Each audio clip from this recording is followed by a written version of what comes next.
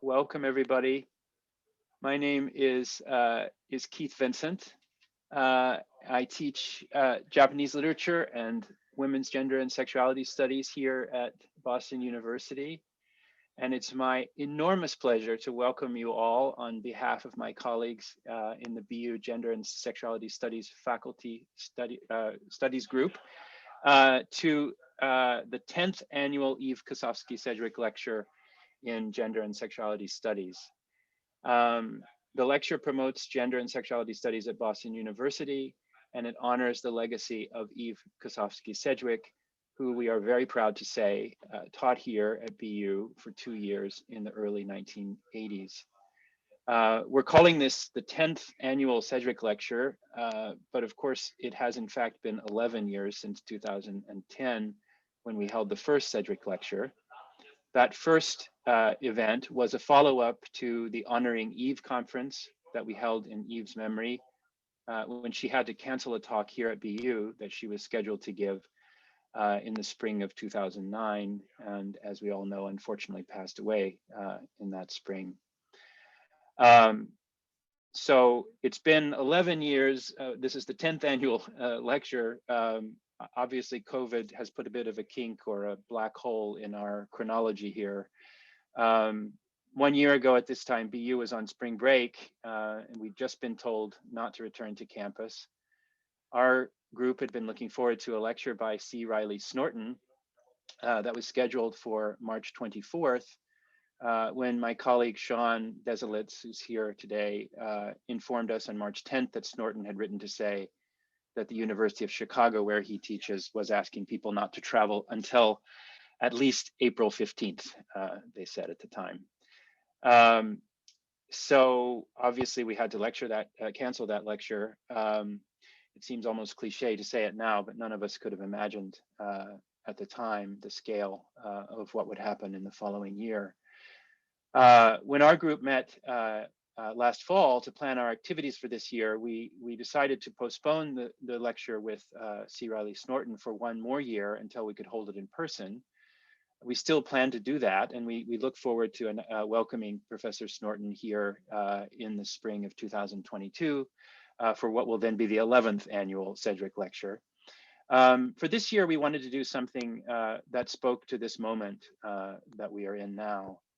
At that point, 6 months into the pandemic, we, in our group, all missed seeing each other terribly. It seemed more important than ever that we do what our group does, namely to come together on a regular basis to read great work in gender and sexuality studies, to enjoy each other's company, and to start thinking through the situation that we found ourselves in. Those of us who experienced the earlier days of the AIDS epidemic had the feeling, and we talked about this a lot at the time, that we had been here before in some ways. We knew what it was to live in fear of a virus, to have your every interaction with people you loved shadowed by fear of infection. But of course, now with a virus transmitted through the air, everyone on the planet was at risk with no sex necessary. It was a different situation and a different virus, but we talked a lot about how queer theory and activism had emerged in the late 1980s to help us get out from under the fear and prejudice surrounding AIDS, and to give us new ways of wrapping our minds around what was happening and to start to act. I'm thinking here especially of the special issue of October, edited by Douglas Crimp on cultural analysis, cultural activism, that came out in 1987. I myself didn't discover that issue until 1991, but I remember vividly how thrilling and liberating it was to read the brilliant essays in that issue by Crimp and Cindy Patton and Leo Bersani, Paula Treichler, Greg Bordowitz, and others. Looking back on it now, of course, that issue was one important origin of what would later become queer theory, queer studies. So queer theory, and we all know this, it emerged very much as an intellectual and activist response to AIDS. So now that we find ourselves in the midst of another pandemic, we wanted to think together about what that history, those experiences, and that body of thought has to offer us now. We were also, of course, conscious that it made all kinds of sense to do this in the context of a series devoted to the memory of Eve Kosofsky Sedgwick. Sedgwick was, of course, a fierce warrior in the fight against AIDS, and she wrote movingly also about her own illness. We wanted to honor Eve's work in the title of this event with an allusion to her fabulous book, The Epistemology of the Closet, and so we called it The Epistemology of the Pandemic. I should say we toyed with some other titles, including 6 Feet Between Men, or my favorite, Touching, Feeling, Coughing, Sneezing. But in the end, it was Epistemology of the Pandemic that won out. I'm happy to say that that Eve's husband, Hal Sedgwick, is here with us today, as he is every year. Hi, Hal.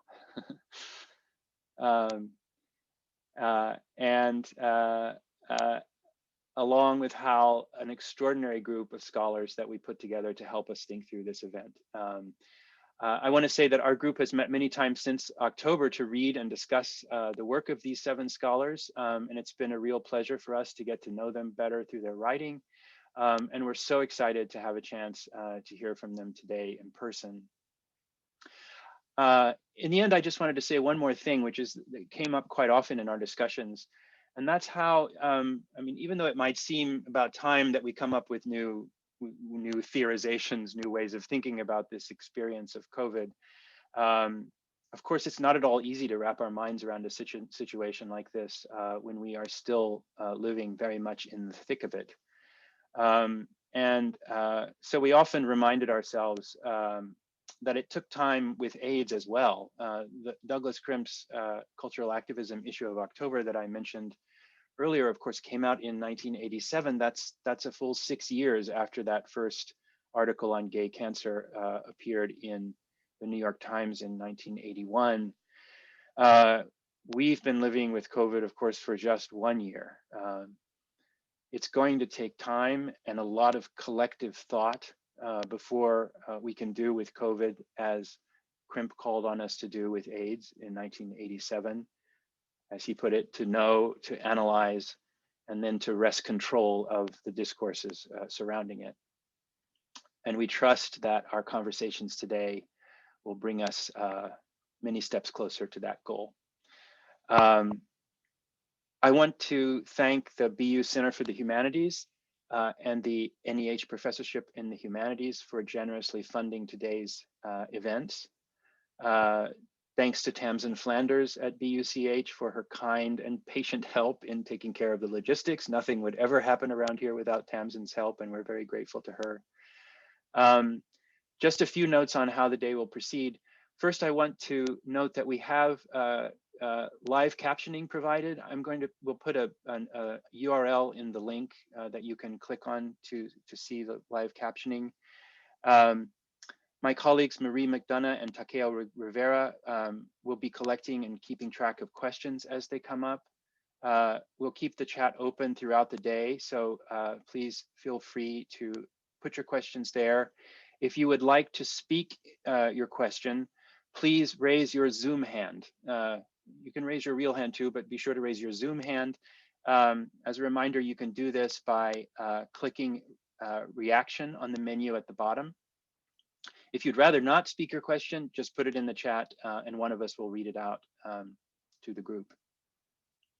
After the 2 panels, we will reconvene in the afternoon at 3:30 for a roundtable discussion moderated by my colleague Sean Desilets.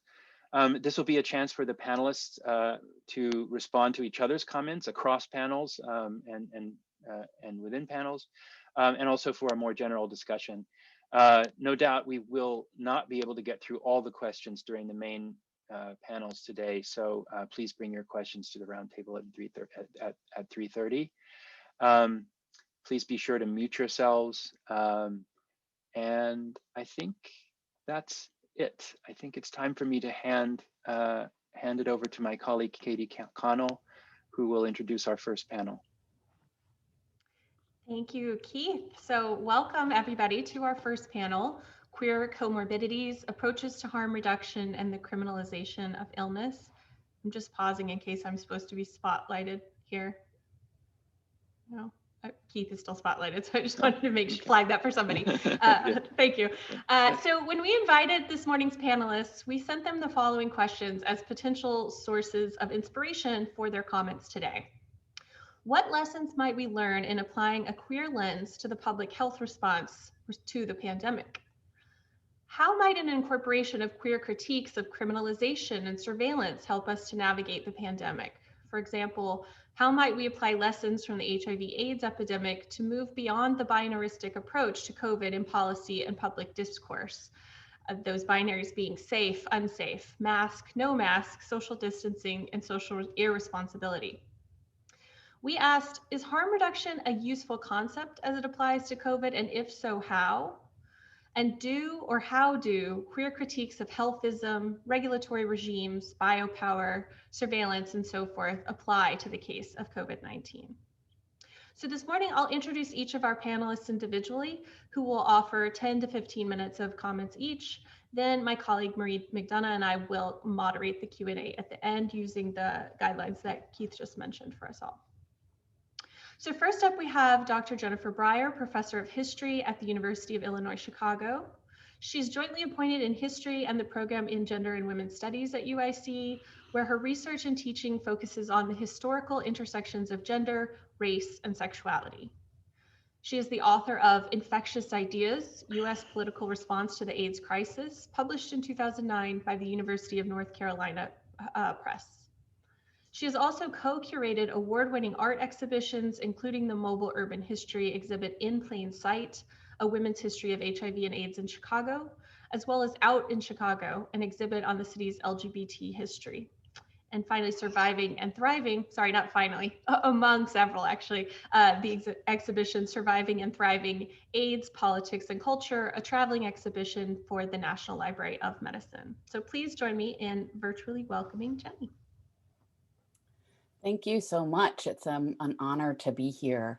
I'm going to share my screen and hope that this works. And I am going to do this. Don't fail me now, computer.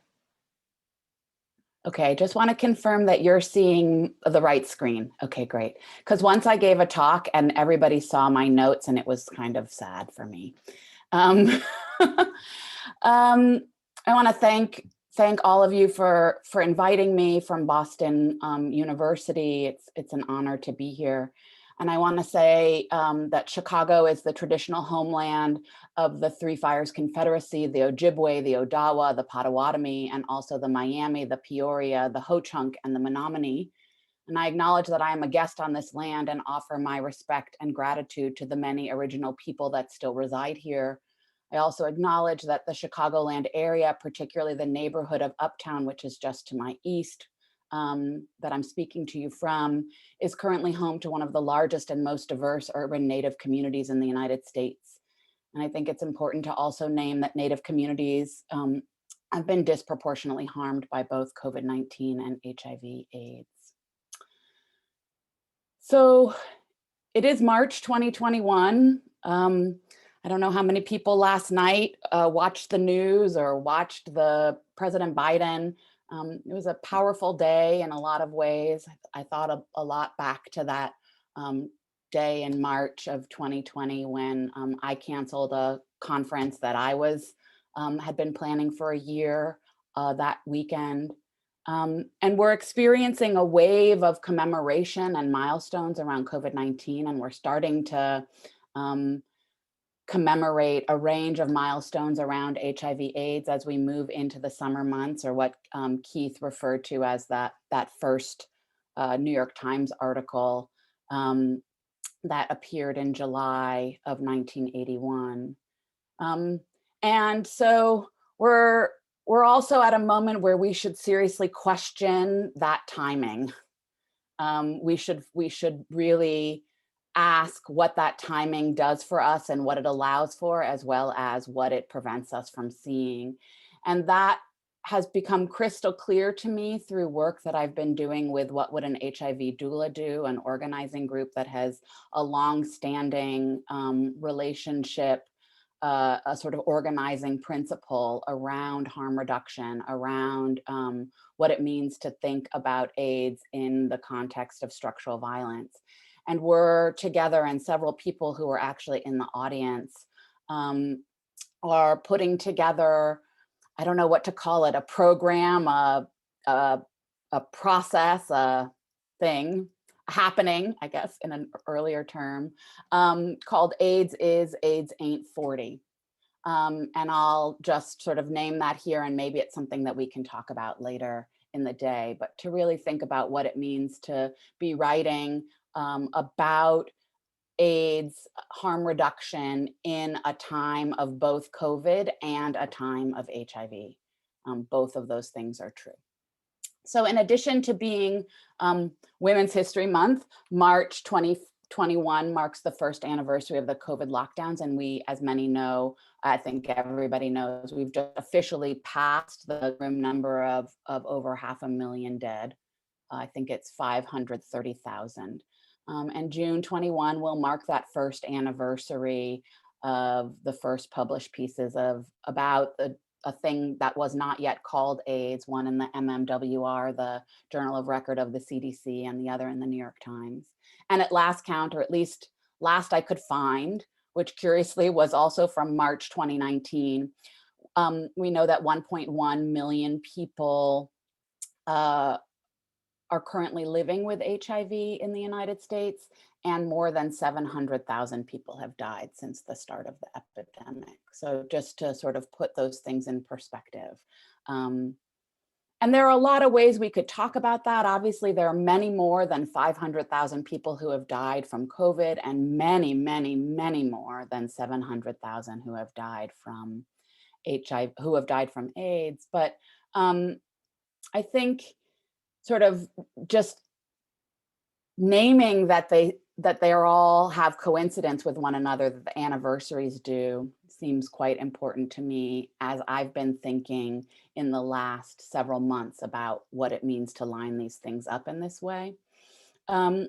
And so I'll just say that as we celebrate the 10th anniversary of this symposium, and I recognize that it's slightly more complicated than what we had said in the first place, I want to take the opportunity to trouble the phrases on the poster. Queer studies emerged in response to the AIDS crisis. Now, in the face of another global pandemic, how will queer studies change? And suggest that, as one of several historians here, and this is something I'm excited to talk about, I want to suggest that expanding our historical narrative about AIDS's past, and COVID's past, including the time before COVID, which is of course the time of AIDS and queer studies in that model, and the time before queer studies and before AIDS. If we do that, we will be more able to see and feel deeper and longer connections to the myriad pre-existing conditions of structural violence and racism, in this case today, this morning, in the case of incarceration and state abandonment that was particular in the 1970s and obviously continued in horrific forms well after that. But that we'll also then see the roots of harm reduction in a time long before AIDS, where Black, Indigenous, and Brown people envisioned and lived, many of them queer, envisioned and lived strategies for collective survival. And I want to shout out here Shira Hassan, a Chicago abolitionist, feminist, and youth organizer, whose work on the history of harm reduction and its relationship to abolition, transformative justice, mutual aid, and liberation movements, strategizing how to get free, has fundamentally shifted my thinking about which came first, AIDS or harm reduction.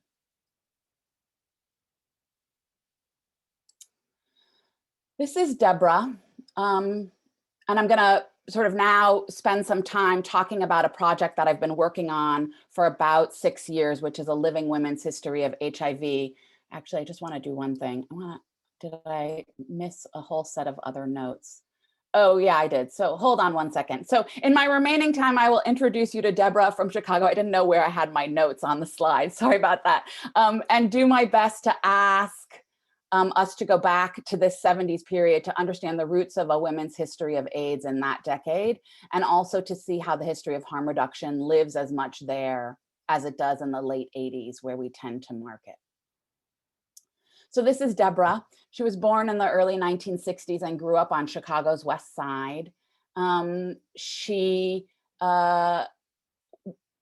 You'll hear in the remaining time of my time this morning, you'll hear her voice from an interview that she did with another woman named Marilyn, who grew up on the South Side of Chicago, and they both are members of a project, collaborators with me on a project to produce a living women's history of HIV in the United States called I'm Still Surviving. And that project has both physical form in an exhibition that traveled through the city of Chicago, and now in COVID time has a digital form on a digital exhibition called I'm Still Surviving. It's stillsurviving.net. I can post it to the chat when I'm done talking, where you will see and be able to hear the voices of about 40 women living with HIV in one of three places: Chicago, Brooklyn, and in and around Raleigh-Durham, North Carolina. So I want to play my first clip of Deborah talking about the 1970s in Chicago, and the relationship and the way that her life was structured by both by a profound state abandonment and also by drugs. I was smoking weed. I started smoking weed probably when I was 14. By the time I was 16, I was smoking weed and drinking. My favorite stepsister was shooting drugs, and I found out she was also turning dates. I needed to know what it was about this drug that made her go out there and do this. She said no, and I told her, if you don't, somebody else will. I realized today that was a really funky position for me to put my sister in, but she gave me some. What was she using at the time? She was using T's and Blues, Tallinn and parabenzamide. Right. You know, call them T-shirts and blue jeans. Exactly. And, it was a cheap high. You could spend $20 and be high for a couple days. Yeah, what was it, like $3 a pill? It was cheaper than that when they It was first. something like Yeah. that. Yeah, I remember that. $1 for the tea and 50 cents for the blue. Exactly. Now it You came know. back. Exactly. Yeah, so it was a cheap high, and it lasted for a while. And unfortunately, my sister and I became users together. We both ended up with HIV. She's dead now. She went back out in the streets after getting sober and didn't make it back. Sorry. I was smoking weed. I started smoking weed probably.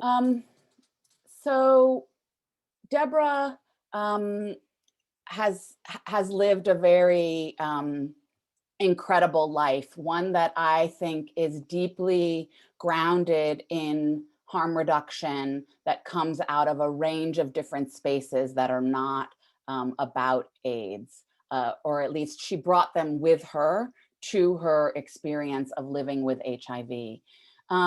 She was really profoundly shaped by the experience of incarceration. So in this next clip, you're going to hear her talk about what happened to her as she moved in between different institutions. So earlier in the interview, which you just heard about, she talks about what it meant for her to be in and out of handcuffs as a school-age child, and also then to end up incarcerated a little bit later in her life. So yeah, I ended up in the penitentiary with my youngest daughter, with a friend. My second diagnosis, in 5 years, still not knowing what it is that I have. Got out of the penitentiary, and there was a DCFS worker waiting for me at the gate. And he told me that if I thought I wanted my kids back, I probably wouldn't get them back because I had HIV. But he brought me to the wrong place. He took me to the Fantas Clinic at Stroger Hospital. Exactly. But what year was that? This was 91. Okay. Well, we was there at the Same times. Same Okay. time. Yeah. And, you know, that was his mistake, taking me to the Fantas Clinic. Because not only did they educate me about HIV, they educated me about my rights concerning HIV and, you know, that nobody could take my child simply because. So, yeah, I ended up in the penitentiary. Oops, sorry. I did my volunteer.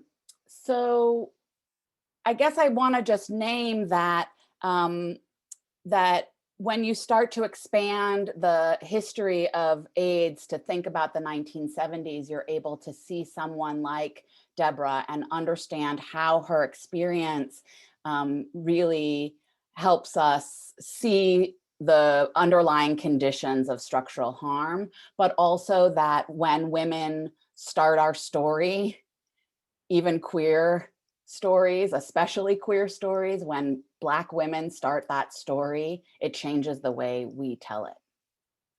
And I think that that is really, for me, the most important thing about this work.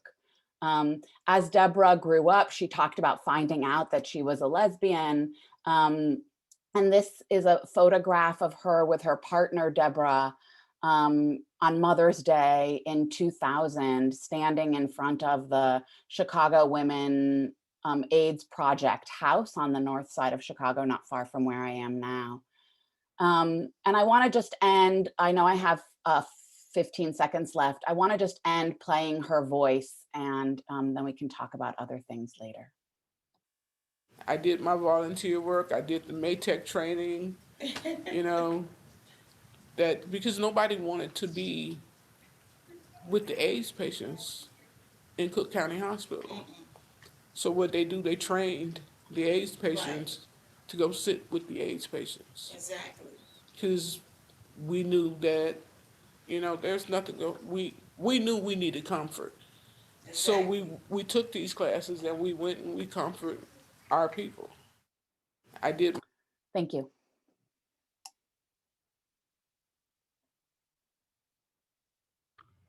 Thank you so much, Jenny. Yeah, thank you everybody for joining me in applauding Jenny. Next up, we have Dr. Jafei Chang, Assistant Professor of Feminist, Gender, and Sexuality Studies at Scripps College. His research focuses on the intersections of science, media, surveillance, and social movements.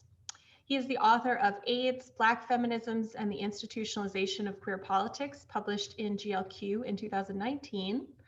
And his book project, tentatively titled Queer Code, AIDS and Reproductive Labor in the Time of Virology, examines science, media, and politics in the late 20th and early 21st century AIDS activism in relation to the colonial history of virology. Please join me in welcoming Jafei. Thank you so much. I just forgot to unmute myself. I also want to apologize that I arrived a little bit late. I had the timing wrong. It's early in the morning here in LA. I'm going to be reading from my phone on my notes so that I can screen share at the same time. So I hope folks don't mind that I look down a few times while I engage. Am I able to screen share now? You should be. Okay, thank you so much. I'm going to give it a try. Okay.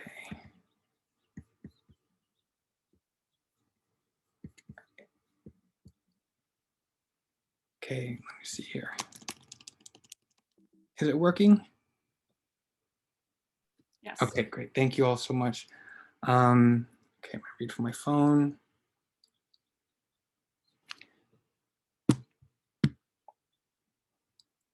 Good morning, everyone. I join you today from Los Angeles which is the traditional, ancestral, and unceded territory of the Tongva peoples. I want to thank the Boston University Gender and Sexuality Studies Group, its symposium organizers, including Professors Keith Vincent, Katie Connell, Sean Desolate, my apologies if I'm mispronouncing names, Anthony Petro, and especially Professor Takeo Rivera, who extended to me the invitation. Thank you all. Thank you to all the staff members and students involved whom I've yet to meet. And thank you to Dr. Hal Sedgwick, who I understand is present today. It's wonderful to be in conversation again with Professors Jennifer Breyer, whose words I'm still sitting with, Margaret Rhee and Lynn Tonstadt. I look forward to conversations today and hopefully in the future with Professors Kevin Munford, Trevor Hopp, and Tim Dean. I'm grateful to be asked to sit and think with and honor Professor Eve Sedgwick. In my brief address of the symposium and panel themes, I'll draw from aspects of my current book project. And I just want to make some corrections to what I probably sent as an outdated bio. My current project is tentatively titled Materialist Virology. And in it, I synthesize my experiences as an HIV/AIDS behavioral researcher, social service provider, treatment advocate, and media producer, as well as a grassroots organizer and as a queer and trans of color studies scholar, to demonstrate an interdisciplinary approach and method to analyzing, organizing around, and intervening into viral pandemics. In this project, I argue that we can't understand or prevent viral pandemics without accounting for the sources of raw material and histories of labor involved in the knowledge produced about viruses.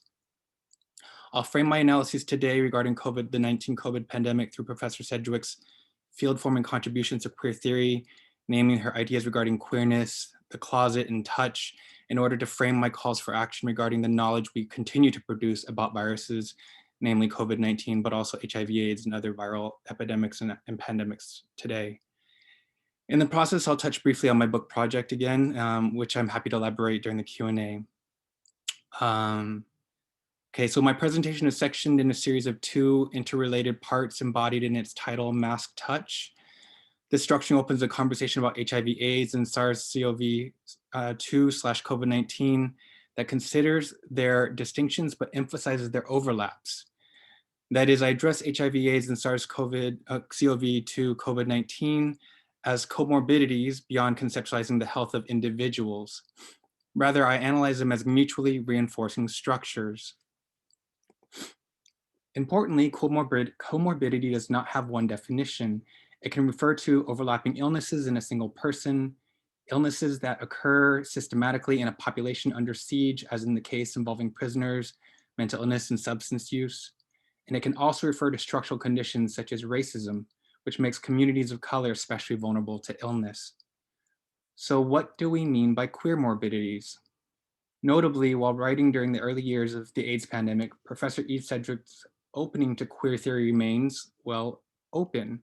She argues queerness is the open mesh of possibilities, gaps, overlaps, dissonances and resonances, lapses and excesses of meaning, when the constituent elements of anyone's gender or anyone's sexuality aren't made or can't be made to signify monolithically.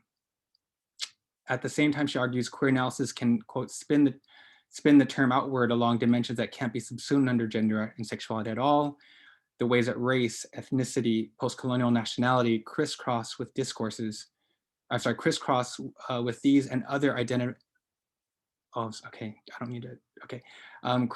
with these and other identity constituting identity fracturing courses. Intellectuals and artists of color whose sexual self-definition includes queer are using the leverage of queer to do a new kind of justice to the fractal intricacies of language, skin, migration, state. In the context of HIV/AIDS and SARS-CoV-2 COVID-19, I take these provocations to mean that centering the most marginal subjects of a pandemic, and to follow Professor Breyer, women of color and queer and trans people of color, indigenous subjects, and all these overlapping categories, decenters our understanding of the pandemic. In short, queerness is a decentering practice. Again, not a recentering practice, but a decentering practice.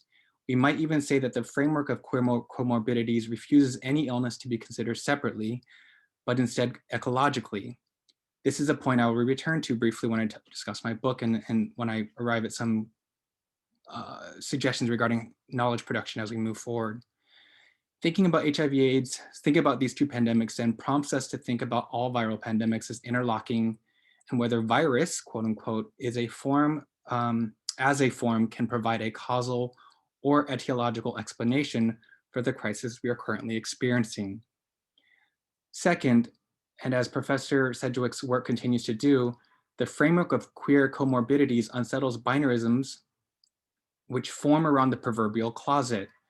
The epistemology of the closet, she argues, structures the homo-heterosexual oppositional dyad as the organizing principle for all forms of Western and modern knowledge, or what we simply call truth. To come out is to tell the truth about one's sexuality and essential being, yet coming out also hides or silences many other truths. One never ceases to come out in a society structured on such binarisms. Sedgwick contends that the silences created by these truth-tellings reveal confounding, contradictory, and incoherent meanings that are crucial for building queer coalitions in politics. To think and act queerly and engage in queer activism run seemingly counter to the public health mandate to mask and distance. Considering our relations to one another and to our environment as the, quote, open mesh of possibilities, gaps, overlaps, dissonances and resonances, lapses and excesses, conjures the image of a mask that, even if worn properly, cannot secure us against viral transmission. Following Sedgwick, however, means that a mask, if worn queerly, enables not simply the protection of ourselves as individuals, but the enmeshment of one another and our environments that enable collective care. As a queer adornment, the mask decenters the individual biological human as the discrete unit by which we measure health and aggregated statistics. Instead, it prompts us to ask, where are we vulnerable as a collective and as an ecosystem? This shift in understanding masks is crucial because the public health messaging has been to increase the number of vaccinated people to achieve herd immunity and to return to normal, which we by default imagine is a maskless world where we no longer have to engage in physical distancing.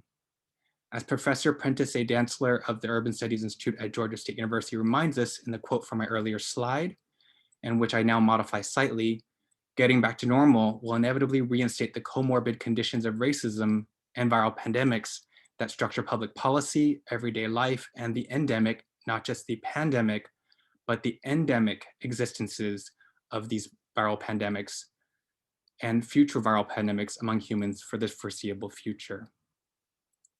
Given the extremely unequal research and distribution of healthcare and privatized vaccines, we must question whether we will ever reach herd immunity. Moreover, we must ask ourselves if herd immunity is the goal. What if the goal of mask wearing isn't to find ways to one day just take them off safely, but rather to reconsider our models of care? In other words, to expand the mask into an all-encompassing safety net. Why is it? Okay. In their essay, Mask States in the Screen Between Security and Disability, published in 2012, Mel Y. Chen considers the mask quite openly. Professor Chen examines a wide range of facial coverings that are worn or perceived as masks. They analyze masks as racialized and gender prosthetics that signals its wearer as simultaneously effeminizing or feminizing a kind of feminized weakness, which makes its wearer seem like a dangerous vector. Wearing a mask breaks a crucial Western liberal social contract, which requires us to each identify with our face, to openly face one another and give each other eye contact to establish trust. This framing helps us understand the resistance, even violent reaction to the mask mandate, especially when we consider the largely white maskless insurgents that stormed the Capitol building on January 6th in open defiance, masks off to let people know what they are doing. Ultimately, Chen argues that we should understand masks as screens upon which we project the failed fantasies of heteromasculinist, racist, and nationalist ideals. So in short, as much as they conjure ideas about defense, masks also underscore the seeming vulnerability and failure of the US state. Our masks should not be worn with the understanding that we are harmful to one another. Rather, they signal that our state has failed us and that we must take care of one another by considering how we are collectively vulnerable. This is a critical reorientation of the experience, policies, and knowledge we continue to generate about COVID-19, specifically mask wearing, but also any knowledge we continue to generate. Shortly after quarantining measures were in place, my best friend Ernesto Moreno, who has been working in the designated COVID-19 unit as a nurse at White Memorial Hospital in the largely working class immigrant and Latinx neighborhood of Boyle Heights in LA, California, he began making masks and sending them to friends and family. He learned the pattern from someone online who asked that anyone copying the pattern make and share masks without charging money for them. Ernesto and I began discussing how to negotiate mask wearing and distancing, much like we have discussed HIV risks since our early adult years in college and as HIV/AIDS social service workers.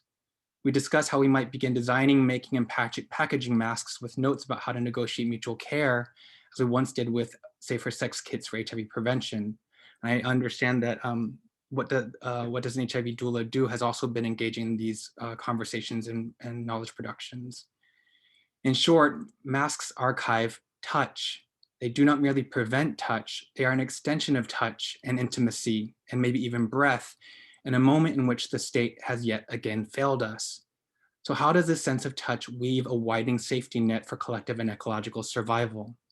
In analyzing visual perception and the sensation of touch, Sedgwick writes, and I won't read the whole thing for the sake of time, but it prompts us to ask, what is that object or that textual object like?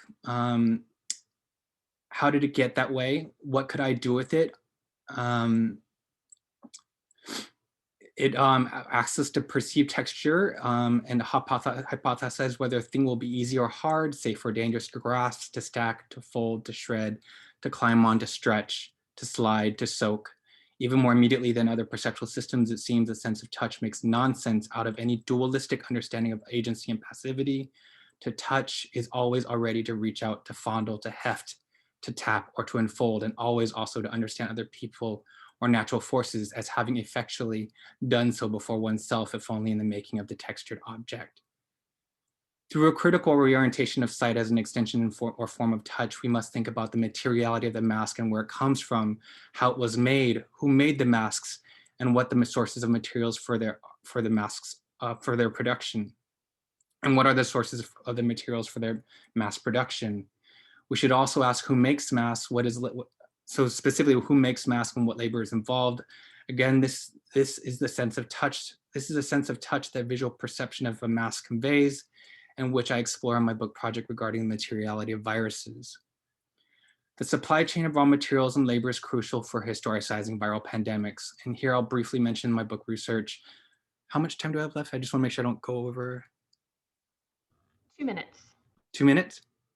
Okay, so I'll skip that part, and I won't talk about my book now. I'll skip that part. I'm just going to go to some things I want to talk about in terms of reorienting knowledge production then, because what I want to get to is how this critical orientation around touch and care can contribute to rethinking knowledge. So within our institutions, we obviously need, and not just obviously, we need more women of color and queer and trans people of color, Black and Brown and Indigenous, both as students, faculty, and also we need to read literature and challenge biotechnological determinism. We need to strengthen care networks and force structural changes. And you know, this comes up with questions about tenure and and student matriculation. But we also must deprivatize housing, healthcare, and education. So what does this look like in education? That means making tuition free and not making housing and healthcare behind like a $50,000 to $85,000 paywall for college tuition. And that means building networks of care for junior faculty there and non-tenure track faculty, and also as well as staff. I'm speeding through some ideas here so I can get through some points quickly. It means abolishing property, police, prisons, ICE, and military, where property equals patents, and there is predatory speculation of vaccines, which relies on disinformation and illness, disability, death, fear and stigma, and criminalization, and vaccine apartheid in order to make money. And we must strengthen internationalism, in particular, consider the way that land grants, so i.e. dismantle settler colonialism and give land back, and consider the way many universities are built on land grants. And we need to rethink the individual as the framework for understanding health, and instead think about ecosystems. And so vaccines are a last-ditch effort at an environmental disaster. Massive resource extraction and property ownership has been the way we continue to move forward with biotechnological advent, and we need to rethink how all of our framings are rooted in histories of agricultural plantation systems and labor that have moved from the origins of the virus coming from tobacco plantations to the extraction of blood and cells from imprisoned and Black subjects, to the abstraction of our bodies as data, to continue to create massive campaigns for misinformation, disinformation that allow us to believe that biotechnologies that are privatized are our only way through and out of pandemics. So I'll end there. Thank you very much.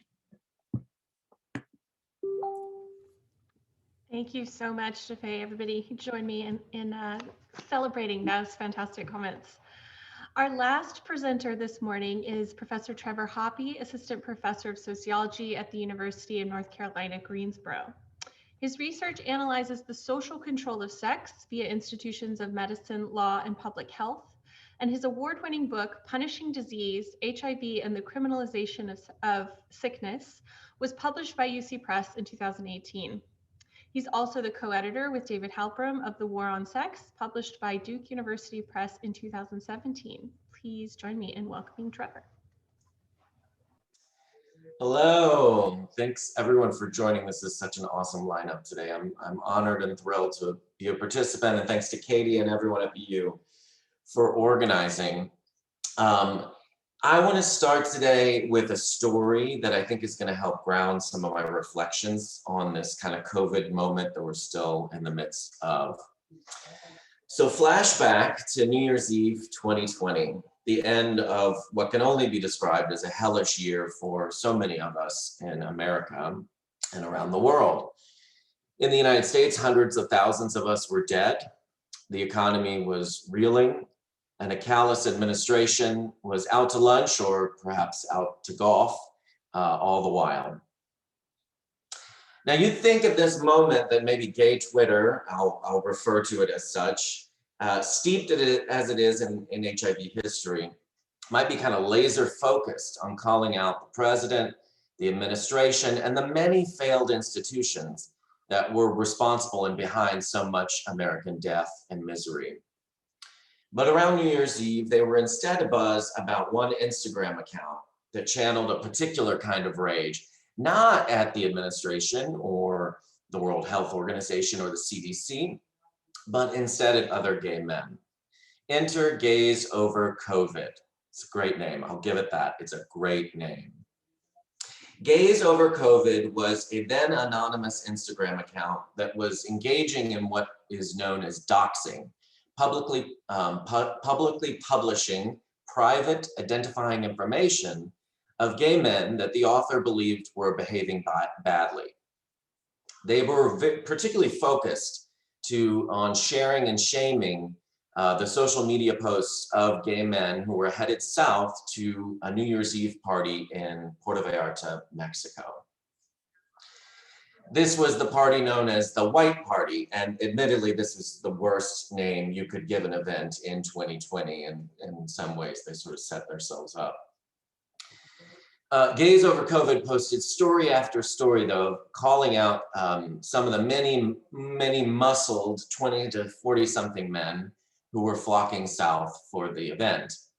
And in mere days, it was a social media frenzy, amassing this account on Instagram amassed over 100,000 followers. Copycat accounts populated across the internet, not just on Instagram, but other social media sites.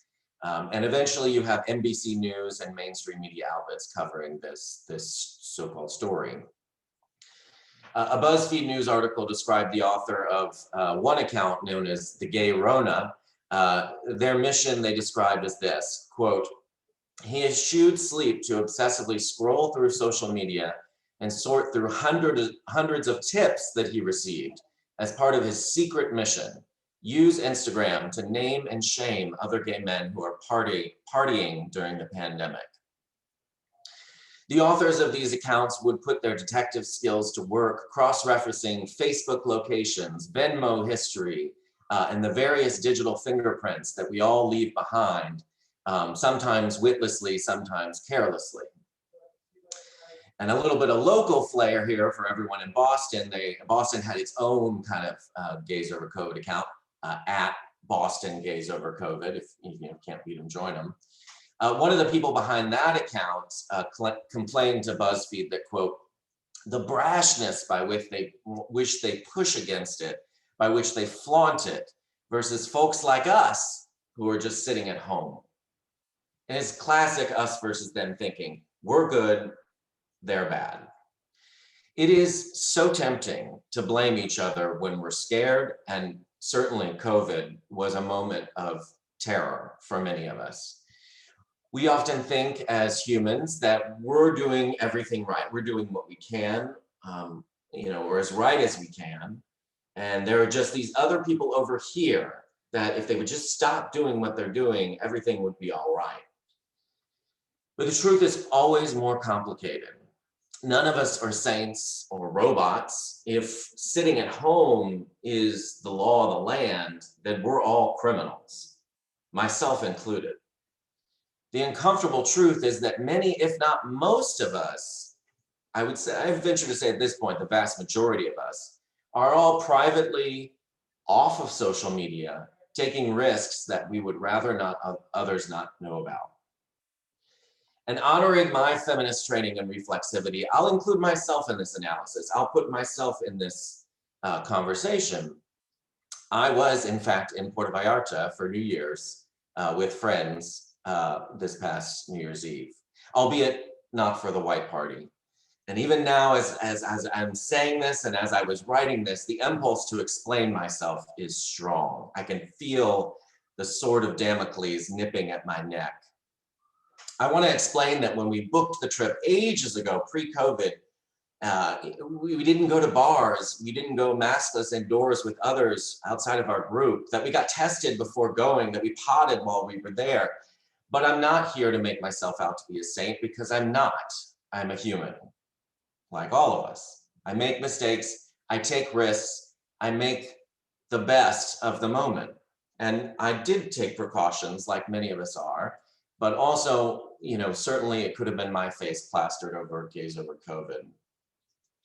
This entire moment of Gays Over COVID gave me a serious case of deja vu. The contours of this shaming campaign felt eerily parallel to the debates over circuit parties and gay men having condomless sex of the 1990s and 2000s. The underlying moralistic message is very similar. Sacrifice pleasure today in the name of safety. And really, the only acceptable risk is construed as zero risk, sitting at home. Anything beyond that is tainted, is at best tragic, and at worst malicious or even criminal. And I want to emphasize that because this blame is really the seed of criminalization. That is the kernel, that is where that can lead easily. Shaming gay men for not staying seated at home feels to me like a redux of the militant 100% condom use campaigns of yesteryear. Both are completely unrealistic, out of touch with people's lives. As the science has repeatedly shown us, they ultimately do very little to prevent disease. But they do sure make the preacher feel holier than thou. The fact that gay men's actions were being blamed yet again for another disease did not really surprise me. We've been through it, right, again and again. What really shocked me was that many of my dear friends and colleagues who would have given serious side-eye to any such HIV messaging were kind of gleefully turning around and weaponizing these moralizing messages in the face of COVID. Why are we so invested in pillaring the party boy? To answer this question for today's talk, I had to dig up my copies of my late mentor's Eric Rofus's books, Reviving the Tribe, Dry Bones Breathe, and his posthumously published Thriving. Eric is the reason that I'm here with you today. I would not be here were it not for his mentorship and counsel. I loved the way that Eric always refused to give in to the dominant narrative that gay men were fundamentally sick or diseased, and stood up for many that others were happy to throw under the bus: drug users, sex workers, S&M practitioners, sex offenders, and even circuit boys. I'll just read one quote that I came across while I was writing this yesterday, and it resonated with me as I reread his words. This from Thriving, written in the midst of barebacking wars, the barebacking wars, as I'll refer to them, of the 2000s. Sounds very exciting. He says this: this final point seems key, as gay men remain in the midst of an ugly and divisive sexual civil war that's raged for the past 5 years, through the debates on circuit parties, sex panics, barebacking, and now crystal meth. Horizontal hostility and personal bullying among gay male activists, organizers, journalists, and public officials are approaching an all-time high, little did he know. Shame and disappropriation are being marshaled big time as gay men point the finger at one another's sexual practices and erotic fantasies. The radical right doesn't have to take the time to entrap gay men, expose our sexual practices and kinky websites. We are doing that work for them. We can't blame our way out of this or any other epidemic. It may make us feel self-righteous, but in reality, a virus does not care much who's to blame in a particular scenario. It will spread without a care in the world. The truth is that we all share a collective responsibility for COVID or any other disease as a society. It's the government's responsibility. It's our nonprofit organization's responsibility. It's our family's responsibility, right? It's all our social institutions. And we've lost sight of that because all our institutions have failed us. The CDC gutted and neutered in the face of this epidemic. The administration out golfing while hundreds of thousands died. The Surgeon General discouraging people from using masks as late as April of last year. We were not given the tools to face this epidemic. And so all we have is each other to attack. And I really think that that's part of why we're so caught up in this blame game. And it's not just gay men, of course, you know, there's also other sort of discourses of blame operating, you know, among other communities. But this one really struck a chord just for the way that it seemed to regurgitate some of these same discourses of blame and shame that tap into homophobia and that classic disease model of understanding homosexuality. I would hope, I encourage us, you know, when you have that impulse to blame, and we all have it, you know, I'm included here.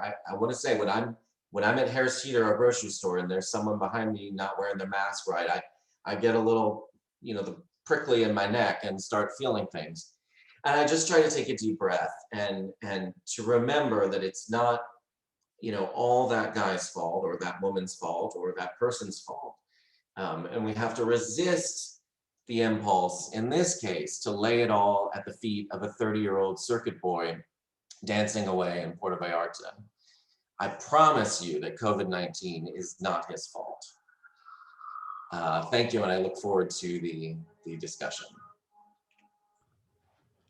Thank you so much, Trevor. Thank you to all of our panelists. Fantastic job. We really appreciate your remarks, which I know will lead to a really productive conversation now and throughout the day.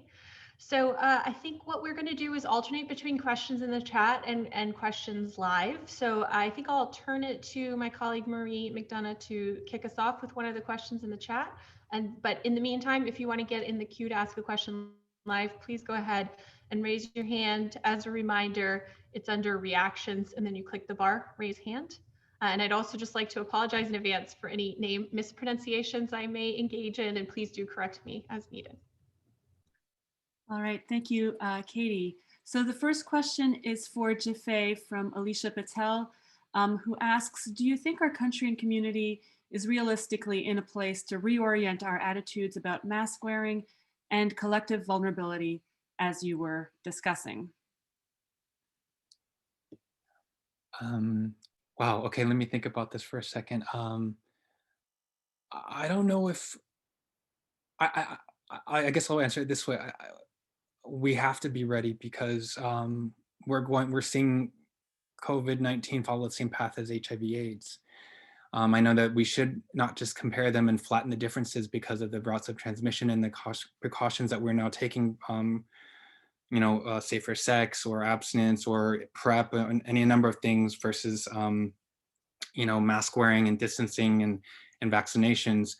But what is similar is that we are following the same route of government neglect and disinformation and predatory pharmaceutical companies. And if we continue down that route, we will find ourselves in the same place with COVID-19, overlapping on top of HIVs, overlapping on other current and future viral pandemics. So once we get to that point, I think people will be forced to rethink, well, how do we prevent this? And in many ways, the ways that people living with and at risk for HIV/AIDS continue in their everyday lives to presence that vulnerability to it. And I think COVID-19 asks us to rethink more widespread what that vulnerability means. So I think we will have to begin offering masks to each other as one means to rethink how to expand collective care. I hope I answered that, but I'm not sure. I guess I'm also just pushing for it. So why not say it? Why don't we all start rethinking masks and the way we even think about vaccines? It's about collective care. It's not about, well, I'm gonna, and I know this might bump up against something that Professor Hoppe just said, but it's not just about, can I get the vaccine so I can go to Puerto Vallarta? Right? That's gonna happen. I'm not saying people shouldn't think that way, but that's the way that these predatory pharmaceutical companies want us to think.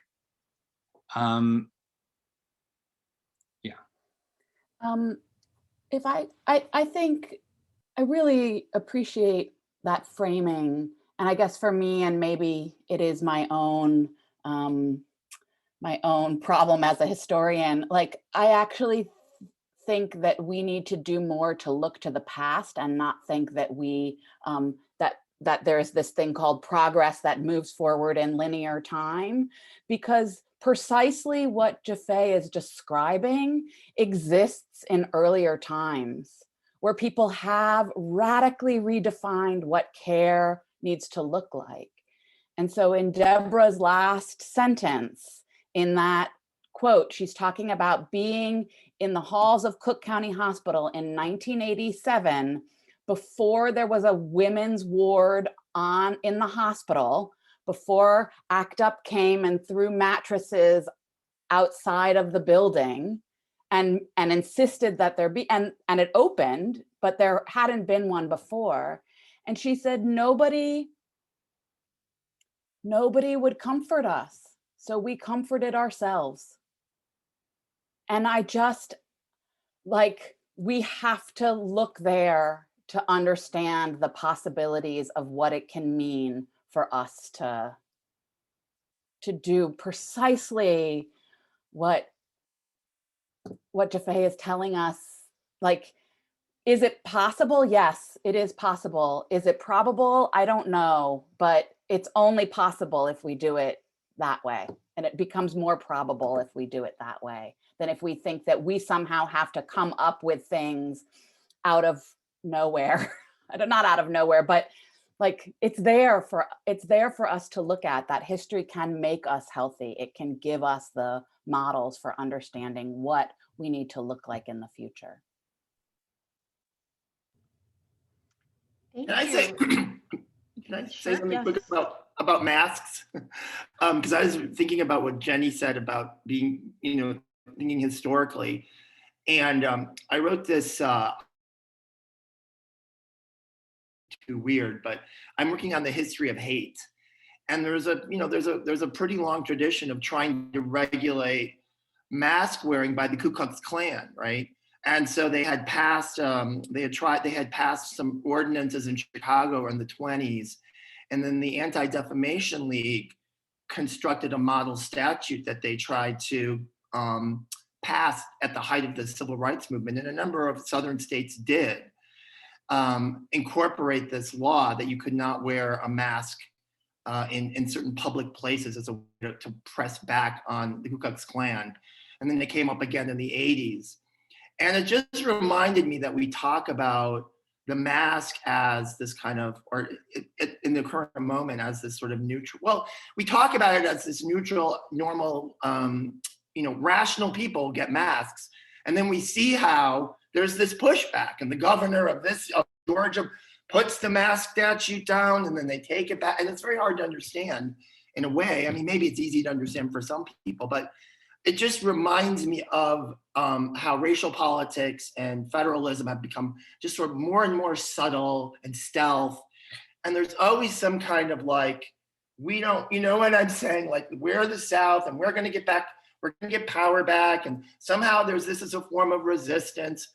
So I just think, like what we're doing about trying to locate these objects and trends in 20th century history is very important, because the more that we can speak about that, the more we can, get over the idea that all rational people do this. All rational people get vaccinated, except for the people that are hesitant about vaccinations. Like, well, who's Tuskegee? Like, nobody knows who Tuskegee is. I don't know. So I'm just thinking that what we're doing in terms of trying to be very serious about historical investigation is really crucial. And I had to jump in with my mask stories because nobody will listen to me. So our next question is from Ben Kampler. Thanks. I'm also sorry my dog keeps running around and I keep having to bend over for her. So I was thinking about what Dr. Hoppe said about I really like the whole idea of like not blaming people, and like it's something I try to use in my teaching a lot. And I was thinking about how he was talking about his advisor who like always wanted to defend everybody. And so I'm going to do a little bit of that collapsing we're not supposed to do, but I'm thinking about the parallels between bug chasers and anti-maskers, and like, do we have an obligation to defend anti-maskers, right? Is that somehow a queer thing? Because it really feels like it's not, and I feel the like my own sense of like wanting to be against it, but like, should we be trying to make sense of it beyond I don't know. I mean, it's just, the question would be, do we need to defend them? And like maybe thinking of them in parallel with bug chasers kind of stuff, but just thinking about that kind of strain of things. Thank you. That's a really great question and a great line of thought. I don't think about it necessarily in a queer lens. I think of it from a public health lens, in the sense that we were told not to wear masks for a long time, and we were told that they didn't work. And then public health had to turn around and say, actually, I'm so sorry. We were wrong about that. Please wear a mask. And that is, to me, the genesis of the distrust for so many people, because they were told one thing and told the opposite. And I feel like we're almost at, I was just talking about this with someone the other day, there's a moment, I think, coming around vaccines that's sort of similar, which is we've been told if you get the vaccine, you can still transmit it. We don't actually know that that's true. It may be true, but it actually looks like now that it's not true. And so I think we're going to see another moment where public health is going to say, oh, I'm so sorry, we got that wrong. Actually, you're not likely to transmit it if you get the vaccine. And I just think those moments where public health comes out strong on a message like that and then has to turn around and flip-flop on it creates serious distrust among people. And I can sympathize with that distrust, even as obviously, it's hard to sympathize with many of the anti-vaccine, anti-masking groups. But I do just try to keep that in mind. But that shouldn't stop us from pushing the message that masks work, because I think that's been undersold, especially as the vaccine came. We were like, okay, this is the medical silver bullet that's going to do it. But really, I think Fauci at one point said it. I've tried to find the quote and I can't, so don't quote me on it. But I believe that he said on TV at some point that masks were like a vaccine. They worked like a vaccine. And I just wish that had been the message from day one, because I think it would have done so much good at preventing infection. So I don't necessarily think about it from a queer lens, just from a more practical public health communication perspective. Oh, go ahead. No, go ahead. I'm just saying I can't see who that is, so I'm sorry. Oh, it's Jaffe, sorry. Oh, sorry, go, please. No, it's okay, I'll be quick. I just want to say that I don't think we need to defend people who mask or are anti-mask. I don't think that's the question we should engage. In fact, I think what Professor Mumford's also pointing out is that anything put into law that's supposed to protect the general population will eventually get used and exercised against Black and Brown and Indigenous peoples the most. So I'm saying we should wrest the conversation about masks away from the state. Like condoms, it should be a tool for conversation and negotiation between the peoples involved, the communities involved. It should be a local and specific conversation amongst a network of care. And we should not be telling people what they should be doing and then criminalizing them for it, whether it's masks or vaccines, which I think will begin to happen. Right? Same thing with condoms and PrEP. We have both, and yet Black and Brown people continue to be criminalized for HIV transmission. So we need to think about masks, for me, not as just a mandate by the state, but something we use to negotiate care with each other. Oh, that's such a beautiful distillation, and I see some other things in the chat. Thank you for that. I guess I just wanted to say that strategies of collective survival and mutual aid bring harm reduction into being, and the public health apparatus takes it and makes it seem like it becomes these sort of like physical entities, whether it's masks or condoms or PrEP or the vaccine. And harm reduction is so much more than that. The history of it is so much more than that. And we go between sort of living in the world where we assume the public health version of harm reduction is the version of harm reduction that we're fighting against. But I think what's so incredible about what Jaffe has just said is that there are all of these other non-public health harm reduction strategies. And I would put masks and vaccines, I would put vaccines squarely in the public health, and I would put masks in between the public health and the collective survival version. And I think that's sort of what we're getting at. I don't know, there's just something swirling in my mind about really naming how public health has taken the language of harm reduction and professionalized it, biomedicalized it, and pharmaceuticalized it. Is that, I mean, this is a queer theory conference, so I can make up words if I want to. So anyway, just to say that we don't have to do that. All right. So the next question comes from Jack.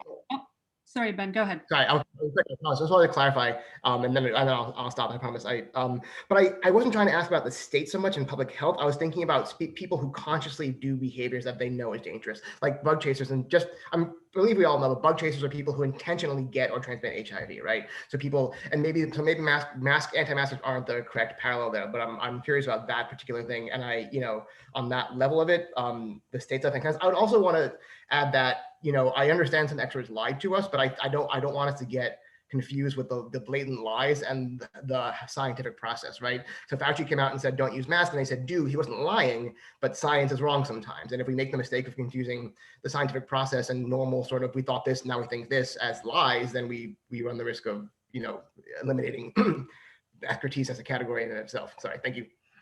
Could I just say one thing? The project that I work on also has an answer to that question as well, I think, which is that I would say a majority of the women in the project say that HIV saved their life. Deborah literally says that sentence in the interview.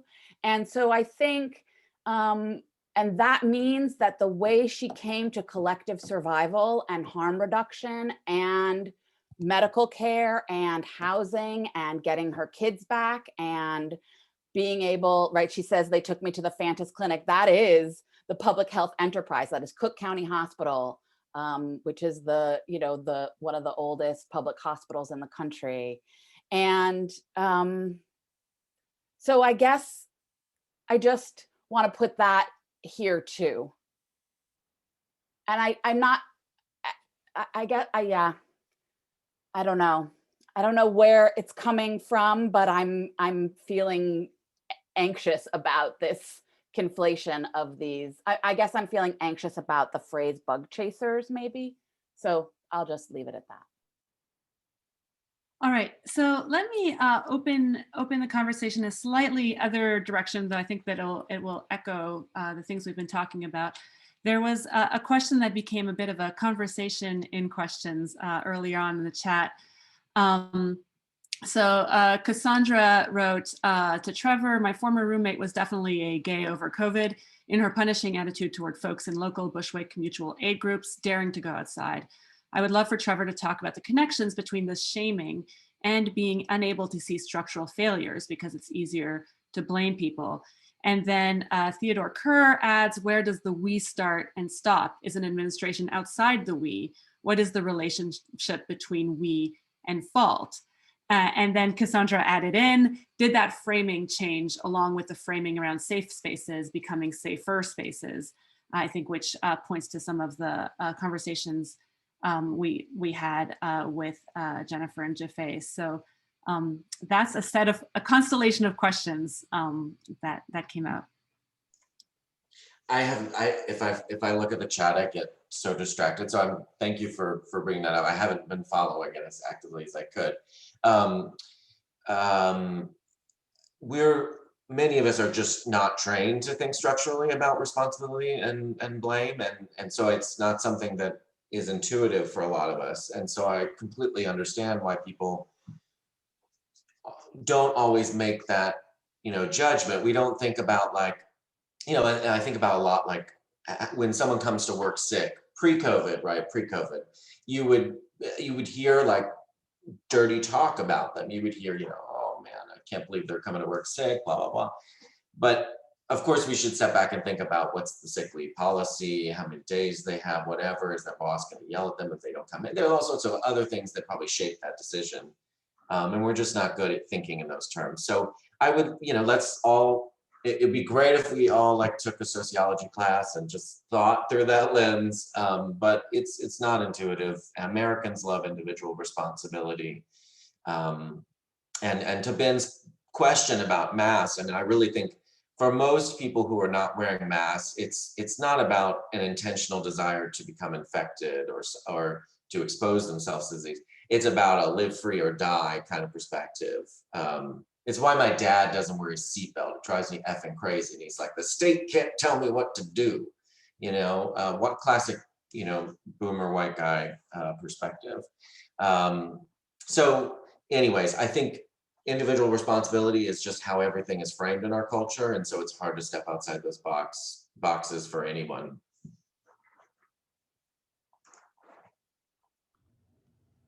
I put this in the chat, but if there's anybody else who wants to ask questions live, please go ahead and raise your hand to get in the queue. If you haven't already asked a question. Otherwise, I'm going to pass it back to Marie to do another question from the chat in our last 9 or so minutes. All right, looks like Marie, go ahead and take it away. All right, so there were a couple questions that were about white supremacy culture. So for example, Dan Shapiro asked, how can we account for the ways that race and whiteness specifically animates the racial and economic disparities in who can access visas, plane tickets, and the disposable income we needed to internationally travel along colonial lines during a pandemic? How can we critique that specific colonial legacy or line of transmission without lapsing into the, quote, disease model of homosexuality? And if I'm just going to pair that with a question that came up earlier in response to Jennifer and Jaffe's talks, also from Ben, who said, I'm curious to hear more about the connection between mass discourse and white supremacy. I was thinking of different social meanings connected to these masks. For example, a video game where people wear masks. The video game takes place in Tokyo, and then remembering that game came out before COVID, and I seem to be projecting my own perception based on being American, white, cis. So there's a constellation of questions around queerness and race and colonial structures. Jaffe, do you want to go first? You're muted. Please unmute yourself. So I'll be honest, I only heard part of the question because I was also reading something important in the chat, and so I missed part of it. Do you want to go first, and I'll try to follow? Okay, I'll do my best. Okay. Well, white supremacy is the pre-existing condition of this entire conversation. It's the pre-existing condition of queer studies. It's the pre-existing condition of the quote unquote AIDS crisis. It's the pre-existing condition of COVID-19. It's our pre-existing condition. White supremacy, settler colonialism, heteropatriarchy, but particularly white supremacy, and structural racism. I really appreciate what Trevor just said about not being trained to think structurally because we're so deeply concerned with what individual people do, and so convinced that, I think this is also what he was saying, so convinced that we may be able to see how other people are structurally constrained, but when we come back to ourselves, are unable to get past our own individual will or ability to realize things.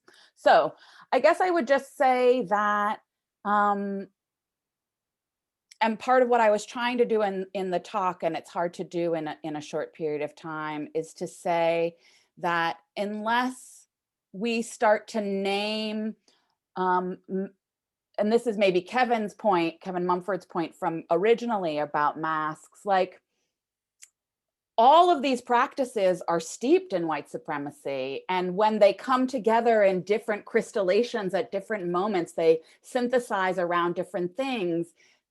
You can choose to think that that's about this moment, or you can name the fact that it is what the United States is actually based in. So you can look at, and it's probably both at the same time, but so I don't know, that's sort of my, like, and disease is of course based in colonial practice or virology or any of the sort of the biomedical solutions are all, it's where they come from. That's what they are. That's it's fundamental to what they are. I don't know. I don't know that I can get more specific than that. Maybe Jaffe can bail me out. Thank you, Jennifer. And I think your point about history is extremely important here. I think I'm answering the question, but if I missed it somehow, let me know, because I was focused on the chat and listening at the same time when the question was read.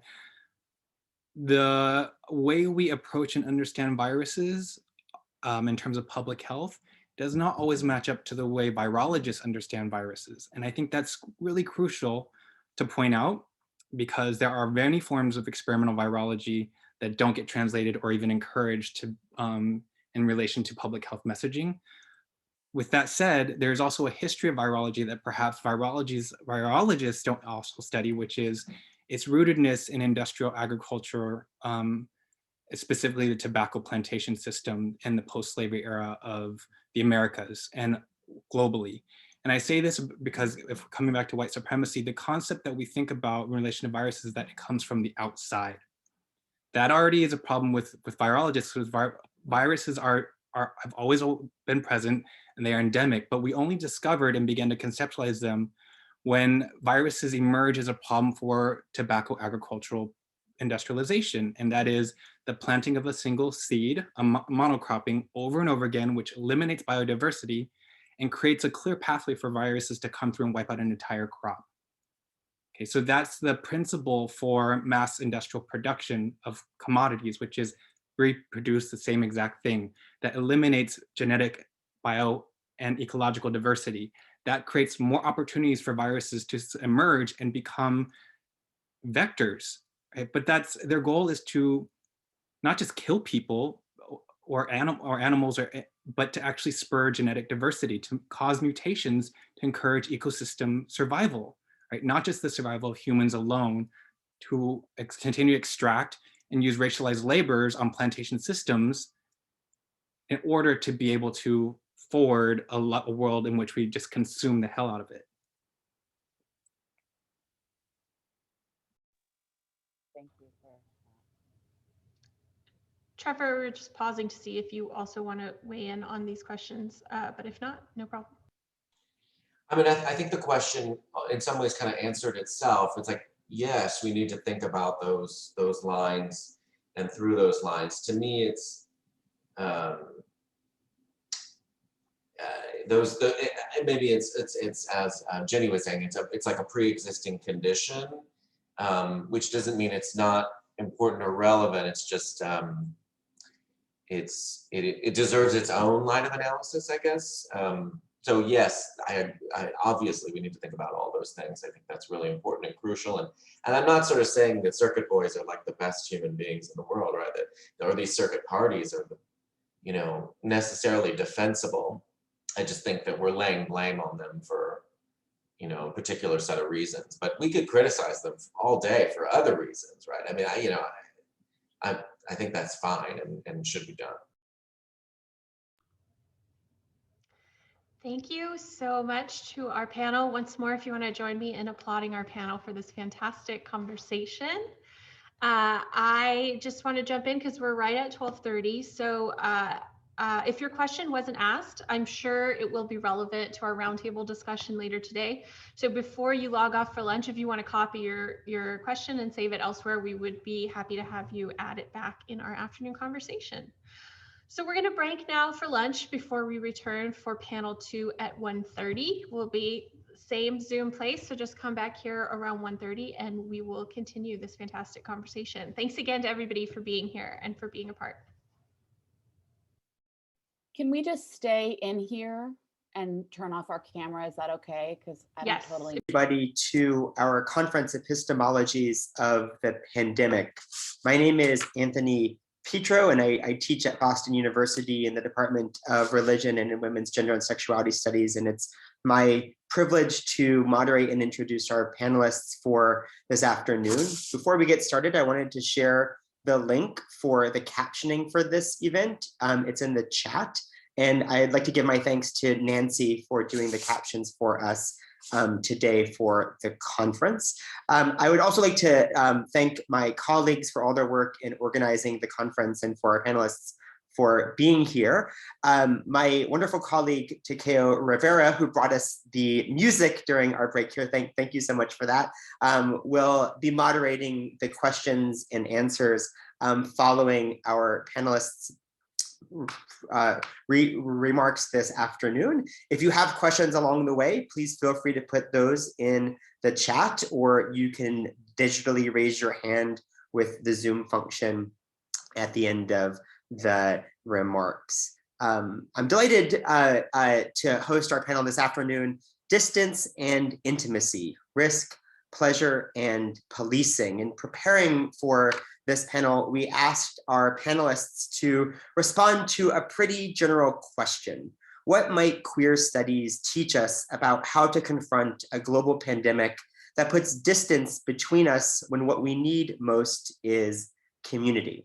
This panel brings together a queer theologian, a theorist of new media, a historian of race and sexuality, and a psychoanalytic thinker to discuss what the queer community's experience of the AIDS pandemic has to teach us about life during COVID-19. How can intimacy and community be preserved in a pandemic?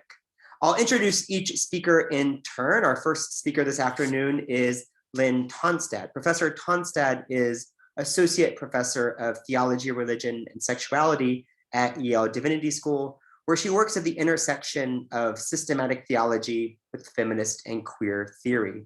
She is the author of 2 books, God and Difference, The Trinity, Sexuality, and the Transformation of Finitude, and Queer Theology, Beyond Apologetics. Tonstad is currently working on her 3rd book, tentatively titled The Impossible Other, Theology, Queer Theory, and the Temptation of Human Redemption. Please welcome Lynn Tonstad. Thank you, Anthony, and thanks so much to all of you, to co-panelists for this morning's discussion, basically the works. This is the third version of the paper that I wrote. I have been alone in my head, or so it has seemed, for quite some time now. So I'm hoping this one will work. In the social circles that I inhabit, if those fictions remain in the time of Zoom, it has become necessary to include a stock acknowledgement of one's own privilege in any discussion of the pandemic. How's it going? Not great. Okay, all things considered. But you know, I'm so lucky and it could be so much worse. ... But as we pass our various anniversaries and have entered the beginning of the end for those of us located in the United States, I'm not going to offer such an apologia today. In a year where desiring or searching for pleasure, bodily intimacy, strangers, and a momentary release from intentional self-determination has either been off the table or so stigmatized as to amount to a redefinition of life itself as nihilism, it is time to start thinking about what we have done, what it means, and what we will need to do next. My comments, tentative, despite their mode of delivery, take up only a few of the many things that have happened, things we have learned, and things we have forgotten. They are aspects that in my highly mediatized experience of this year have gotten little to no attention. Your experience may be different, and that is, of course, central to my point. It was already the case before this pandemic that I shared with our host, Anthony Petro, a ferocious, almost fanatical attachment to and interest in Eve's first axiom. It, and its accompanying elucidation, reads no less insightful to me today than when I first encountered it a couple decades ago. People are different from each other. It is astonishing how few respectable conceptual tools we have for dealing with this self-evident fact. We can recite it by heart, yeah? If I have a life project, and I do, it is grounded in an ongoing devotional commitment to understanding to the point of failing to understand, since only there can we imagine understanding really beginning, living into and accepting this self-evident fact, including its most discomforting aspects. Even people who share all or most of our own positionings along these crude axes, she says. Gender, race, class, nationality, sexual orientation are the ones she mentions, though the enumeration is clearly an opening rather than a closure. Even people who share all or most of our own positionings may still be different enough from us and from each other to seem like all but different species. In a year of loneliness, fear, and loss, we have had, though I submit have not had available to us to understand, we have had the experience of such alienation. How can these people be like that? Do this to us? Do they not understand we're in a global pandemic? Wear a fucking mask. Among the many insights that Eve offers in the lines that follow, too many to rehearse, I want to linger with the sensitivity and imaginativeness with which she outlines the many different meanings that the loose constellation of practices, desires, and aversions known as sexuality have for different people, or even for the same people at different times. Her list is deceptively, and in so being illuminatingly, de-dramatized. The same, scare quotes, acts, mean very different things to different people. Some people feel like this, others don't. For some people, such things are important, even central to their lives. For others, they aren't. In the now unbearable idiom of Twitter, so unbearable that I hope it elicits the same rage in you that it does in me, let that sink in. Eve goes on to note an obvious concern to those of us who, as queer theorists, or even at least in my case, theologians interested in Protestant anthropology, are suspicious of just such notions. Don't these differences depend on the illusion of transparency of self to self that Western romance traditions, including psychoanalysis, put to the question at their foundations? A transparency that is even momentarily an illusion. Maybe. But, Eve says, She is even more impressed by the leap of presumptuousness necessary to dismiss such a list of differences than by the leap of faith necessary to entertain it. That presumptuousness is a terribly consequential seizure, she says. It may represent the most intimate violence possible, since sexuality has come to function as expressive of the essence of both identity and knowledge. Let us stop for a moment and reflect on what we have done this year and what we have asked people to do. We have required something close to the complete suspension of intersubjective bodily pleasure. In order to keep some alive, we have required that many others sacrifice life itself. Our pandemic control practices have been a direct transfer of risk from the relatively less vulnerable to the relatively more so. They have also shown up the limitations of calculating vulnerability across the course of a life and a world. I'm not contesting the requirement. I am equally convinced that, generally speaking, what we have done has been necessary and it has been evil. To do what had to be done, we redefined breathing in the presence of any other beloved or beloved stranger as murder. There is no more fundamental necessity of our lives, of living-bodied being, than to breathe in the presence of others. To do what had to be done, to unlearn the sharing of breath and the sharing of life, we had to make life itself guilty. Not just in the sense that no life is not also lived at the cost of others, but in the sense of producing individual accountability for any possible consequence that might result from any momentary failure of intentional resolve, any slippage in self-control. To embrace someone you love is to kill someone you love. If you are not capable of staying away from those you love, you should rightly blame yourself if they die. The costs have been so high that we cannot look at what we have done directly because it is unbearable. Children who spread coronavirus to their parents and grandparents are apologizing to them on their deathbeds. Read a story in the LA Times a while back. Let that sink in. Rather than acknowledging what we have done, we have extrajected the violence we have had to do to ourselves onto others. And we have done so in a way that imports and depends on many of the values that we as queer theorists, and especially those who came before us, have worked incredibly hard to put to the question. After all, the discourse we know as queer theory emerged from another, analogous and disanalogous, situation of violent social failure in the face of an intractable and mysterious virus. Through the tireless and exhausted collective labor of activist thinkers of many kinds, we learned to recognize the phobic and homophobic aspects of representations of the careless, disease-spreading other whose murderous desire buried itself in the dangerously seductive pleasure of giving way to one's own symbolic, then literal, death. In the face of demands for quarantine, tracing, public disclosure, and permanent abstinence, they fought for harm reduction, the non-determination of social participation by health status, the value of creative promiscuity, and the political significance of pleasure. In confrontation with an unknown virus interested only in its endless self-replication, the depth of our investments in the self-possessed subject of mastery, the bourgeois human, capital M man, are more evident than anywhere else. Pandemic anthropology requires us to intentionally override instinct and habit, the habits of bodily encounter in a social world, wanting to be bodily close to those we love and desire.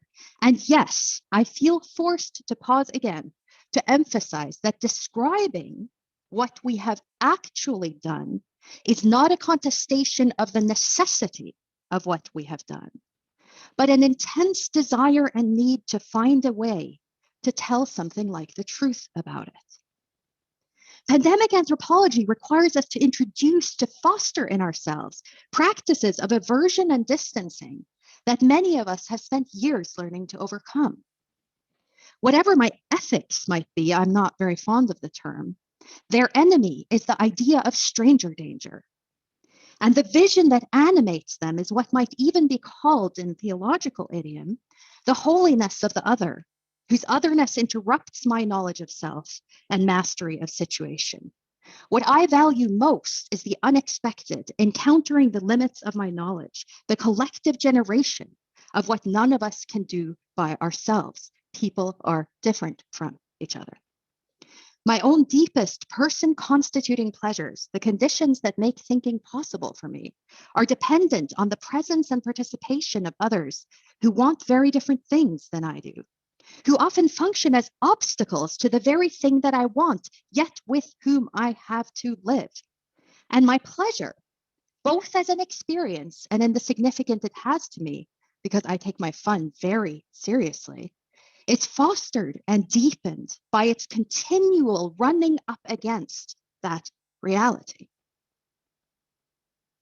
Here are some features of pandemic anthropology that go against, it seems to me, not just the insights that queer theory and queers learned from the HIV/AIDS crisis, but much of what I, and perhaps, we, believe about what people are and can do.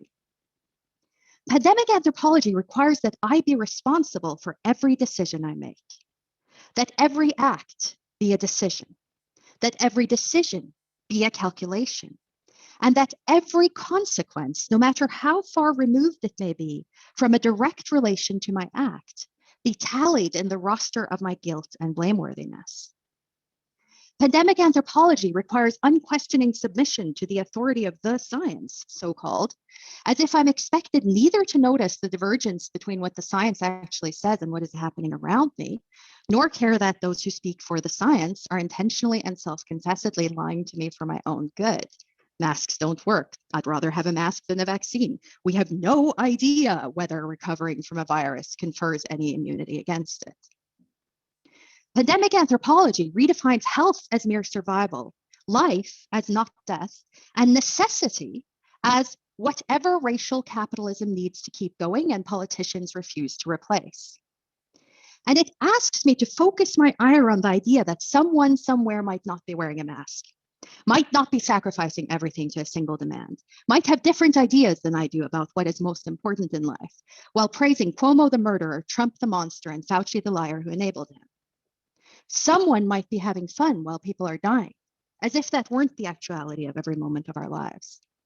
Pandemic anthropology says sacrifice now for a possible future that may never arrive. That is the anthropology of racial capitalism and of Christianity too. For many of us, such sacrifice may in the end turn out to be a bad memory in the middle of a reasonably long life, but that was never going to be true for everyone. Not for the grandparents forbidden to see grandchildren, no matter if they would be willing to risk their lives for life itself. Not for the people isolated in care homes, with dementia or with life expectancy measured in months, who we let die alone, unembraced. Not for young people with terminal illness who have had to bear the foreclosure of their current possibilities in defense of an old age that they themselves will never see. Not for the people who were exposed to the virus because I stayed home. Pandemic anthropology imagines that the limits of our bodily lives and the insuperability of those limits in some respects could simply be overridden if each of us tried harder.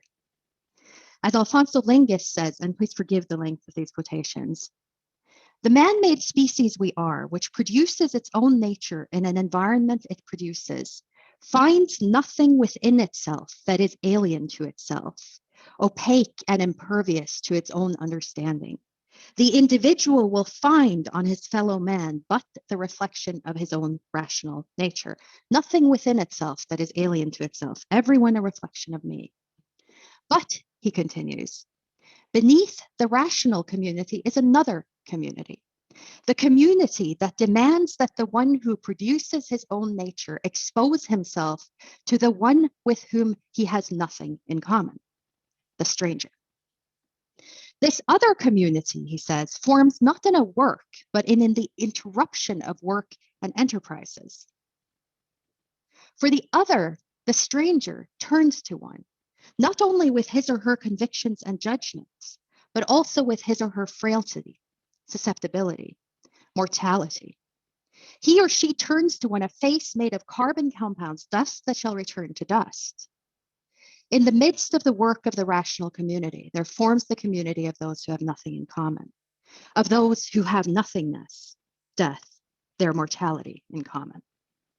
And he ends, the grief, when the other has been taken and no medication or comfort were possible, understands that one has to grieve. The other has been taken and no medication or comfort were possible. In the midst we are in death and there is no we. Our grief and anger for them and for ourselves overwhelms us. We cannot bear it. And for some of us, pleasure, the life itself that is the bodily presence of the other, is and will be worth dying for, risking everything for. We cannot live forever apart. Now is the time to start preparing for the change that is in the process of beginning. In that process, some will act differently than others. Some will choose before I think it is safe or wise to do so. Others will never return to life as it was. We will search again and again for the keys that generated a particular outcome in one place and a different outcome in another, certain that had the vicissitudes of contingency, multiple introductions, and super spreading events being controlled with better and wiser action, things would have gone differently. And to a significant extent, we will be right. To another extent, though, we will not. Over the last year, I have read story after story and international paper after international paper denouncing the selfishness of others, the selfishness of the young people who have sacrificed so much in this time, the selfishness of those who selfishly see those whom they love, the selfishness of those others who have no empathy with what others are going through, the selfishness of life itself. Those of us who believe in the limits of human knowledge and control, that acts don't mean the same thing to people, even if they may seem to be the same acts from outside, that intentionality is no way to live, and in the idea that life without each other is not worth living, even if we have, for a time, lived it, are going to need to fight for pleasure, for the value of non-intentionality, for, dare I say it, irresponsibility and its social and political value, even for the grandma killing, non-mask wearing COVIDiot. If we do not, it will always be those who can least afford to bear the cost of our lives who continue to bear it. Thank you.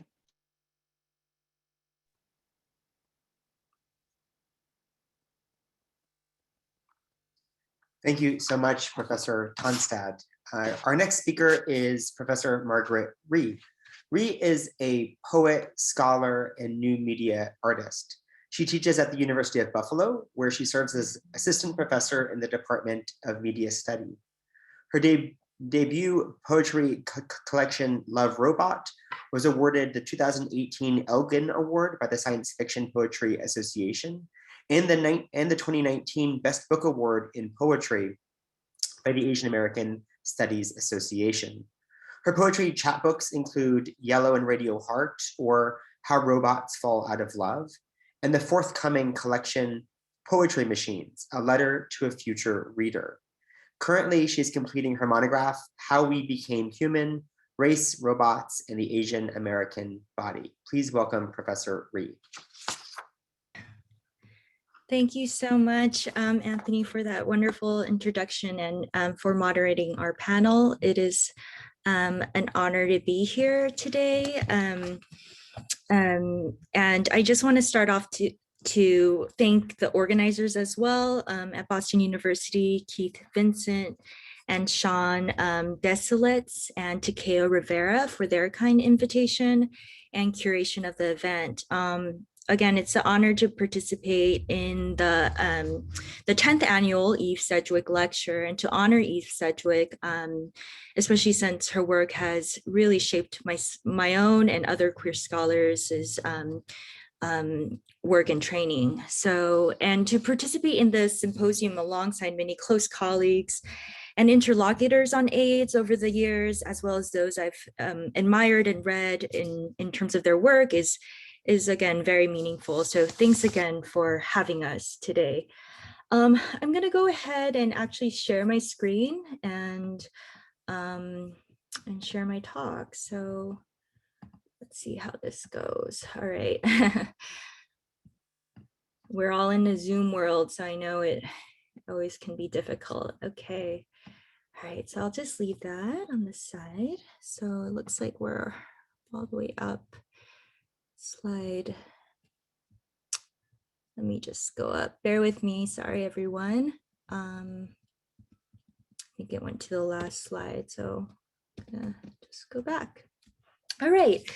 So I'm very happy to share this short talk. It contemplates and asks questions on racialized lives and the possibilities of intervention with digital media. So in this talk, I'll emphasize questions on AIDS, virality, Asian Americans, and Black Lives Matters, drawing from my work on AIDS activist media, specifically in settings of incarceration, and working with women of color collectives and my ongoing interest in Asian American and AIDS. Both of these two demographics, incarcerated women of color and Asian Americans, are often not discussed in the larger popular discourses of HIV/AIDS, and I would also argue in academic discourses. And so the pandemic, I think, prompts and provides an opportunity for us to ask these questions and contemplate around the ways that racial formation of incarcerated women of color and Asian Americans can help us understand discourses of the virus. So I'm concerned with bodies and bodies that matter and racialized lives. And I draw from writings from two distinct and specific times. The first is from when 2016, when Trump was elected, and a reflection on AIDS activism during that administration, as well as the Obama administration. And then the latter is from an excerpt of writing from the past summer of the 2020 protests in Minneapolis, Black Lives Matters and the pandemic of Asian racism. So in my activist work, I have organized with women of color activists on AIDS digital storytelling workshops with women incarcerated in the San Francisco jail from 2002 to 2019. So it's a very long ongoing project. My work in alternative media and HIV/AIDS public health in the jail setting shapes my commitment to the kind of alternative media that activist and scholar Alex Uhas outlines in her 1995 book, AIDS TV. And I've collaborated with Alex over the years, being in conversation, organizing different kinds of workshops and events based on our shared interests in feminist HIV/AIDS work, and she's been also a wonderful mentor. I know she was here for the previous panel, but couldn't make it for this one today, but she's like here in spirit. So I'm happy to talk about her impact on my work and our conversations. So in 2018, she asked a number of her collaborators on HIV/AIDS to contribute to the co-edited book she edited with Jifei Chang, who we had the pleasure of hearing previously in the other panel in a very compelling talk, as well as Nishant Shenhali in the collection AIDS and Distribution of Crisis, which just came out last year. So Alex did something very different for this section, and she actually provided prompts for us and asked us to respond in terms of our work, as well as, I'm gonna just make this smaller so you could read it for now, to respond to this prompt she provided and to respond to one another and to generate writing this way. And what she asked was, for us to all reflect on the election of Donald Trump and how that affects our AIDS activism and work. And so I'll go ahead and read an excerpt from that writing. All right. Okay. I like seeing other faces, so I'm gonna enlarge that. All right. So this is from the piece from the anthology. The removal of HIV/AIDS from the White House website is one of the many shadow gestures in our post-election times. In the shadows of the Trump administration, these gestures prompt a white lash from the larger publics and a flood of anti-immigrant, anti-healthcare, anti-brown, anti-healthy bodies, and dystopian responses that are antithetical to justice and the work for justice from the center. So From the Center is a community-based program in partnership with HIV and Integrated Services, formerly known as the Forensic AIDS Project at the San Francisco Department of Public Health. Established in 1983, this organization was the first HIV/AIDS service provider in a California jail or prison. And so as part of the San Francisco Department of Public Health and Jail Health Services, the organization successfully implemented HIV prevention and care programs in the San Francisco jail for over 20 years.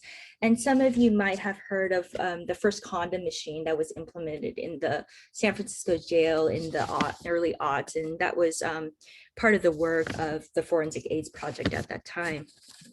And so the project that I worked on from the center, this is an image of the jail. As you can see, it's definitely a panopticon surveillance.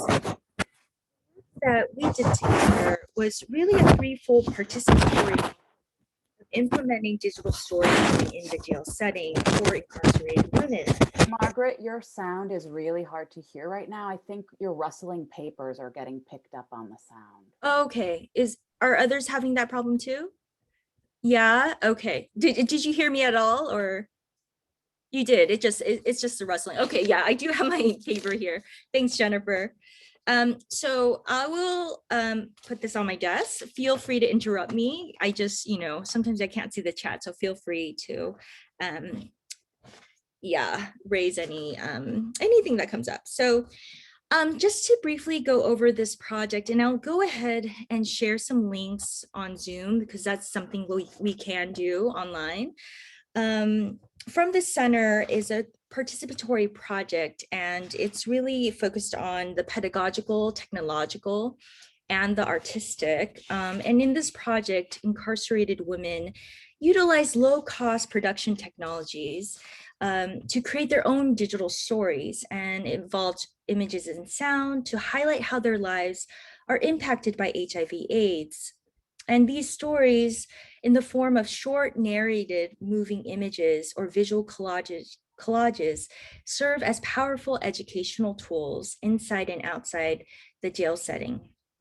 And so the process demonstrates the importance of centering incarcerated women as advocates, researchers, and storytellers of their own lives, and the stakes of storytelling and HIV/AIDS and equality for women of color. And so, for example, one of the storytellers created a powerful story titled Miracle. And in her story, Helen Hall insists that the story of Black women and HIV/AIDS is a collective story. The story of Ruth, an HIV/AIDS advocate and mother living with HIV, is one of them, as well as Ruth's story, which is my story, and your story too, unquote. And this is an image of the collage she made. This is an image of our team together. And so our collaboration with the Department of Public Health can be considered something localized, right? It was a community of incarcerated women, formerly incarcerated women, researchers, academics, and activists and artists. And we prefer the term inside researchers or outside researchers in terms of focusing on the participatory ways we want to dismantle knowledge production. And so this image is actually right after,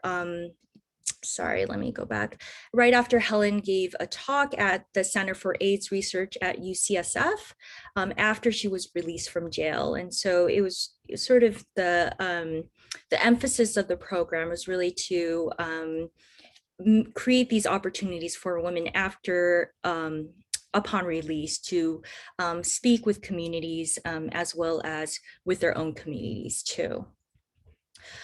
So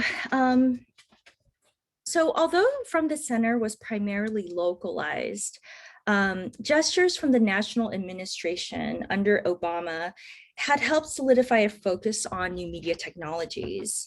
So in the summer of 2010, my collaborator Isela Ford, formerly Gonzalez, and I were working very hard to implement this program that had never happened in the jail setting before. And so one summer day, we paused from our weekly meeting at the Forensic AIDS Project office to watch the Obama administration's announcement of the first national comprehensive HIV/AIDS campaign.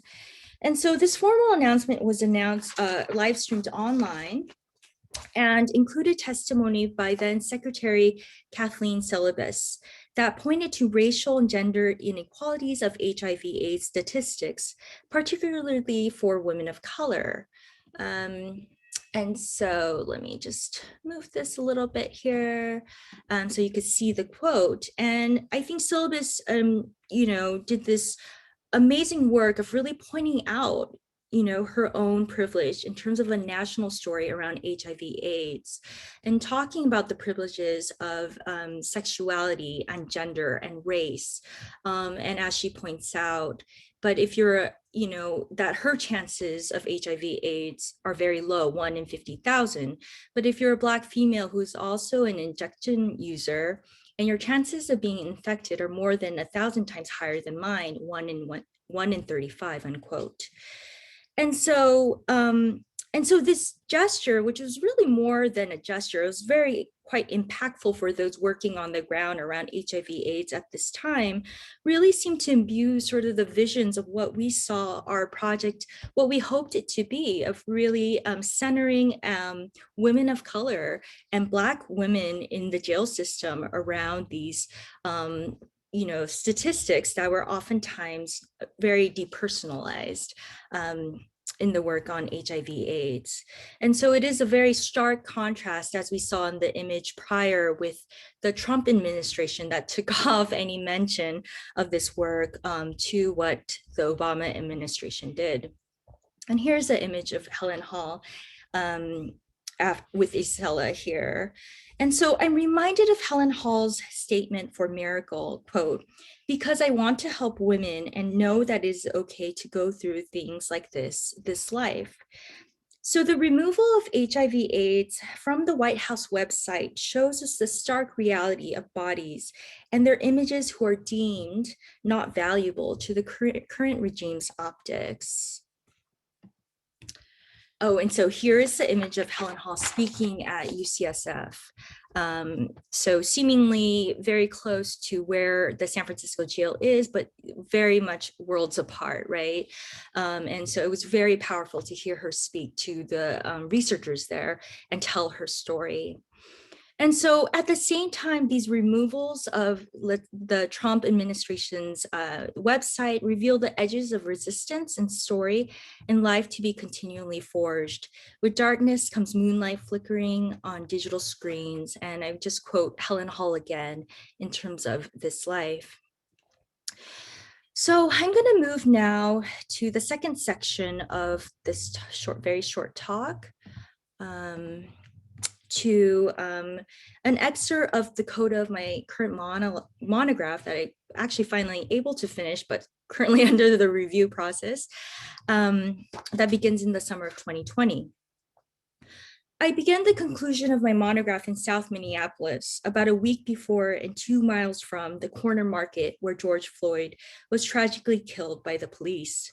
The numerous names of Black men, women, who have unjustly fallen by police brutality throughout the writing of this book include Trayvon Martin, Michael Brown, Breonna Taylor, Eric Gardner, and George Floyd.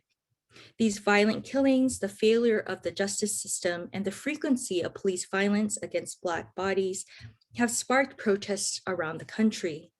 These concerns and the importance of solidarity and change also instigated this study and animates the questions asked. The narrative of racial suppression, that of whites oppressing Blacks, inheres in our easy recourse to binary racial logics. While this book is not centered solely on cases of anti-Black racism, I hope that analysis of Asian American discourses and racialization will help deconstruct the racial logics that uphold white supremacist structures and systems. And so in the summer of 2020, we also saw the emergence of violent anti-Asian racism in light of the pandemic, as signaled the Chinese virus. Numerous videos and incidents of hate crimes against Asian Americans have been reported alongside the creation of the NYPD Asian Hate Crime Unit due to these violent attacks. And so in response, Asian Americans protested, really transnationally around the world with the hashtags "I am not a virus" and in France, "Je ne suis pas virus" to assert their humanity. Another litany, some virus questions. What is a virus? Is it living? Who is viral? And who is contaminated? And what is life? So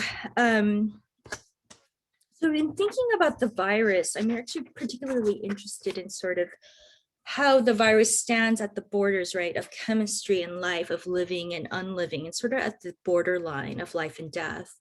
And also in thinking about the virus as media and information, and how Asians are seen as viruses, but not being infected by the virus, and why. And so I'm going to go ahead and skip to the reading of two pieces of work that really resist against this narrative. And just to quickly point out just the ways that Asians have always been kind of considered laughable cases around HIV/AIDS. And so I want to end now with Huang Wen's really beautiful, compelling work on HIV/AIDS, I Remember Dancing. And so our questions around the virus may have changed due to the pandemic.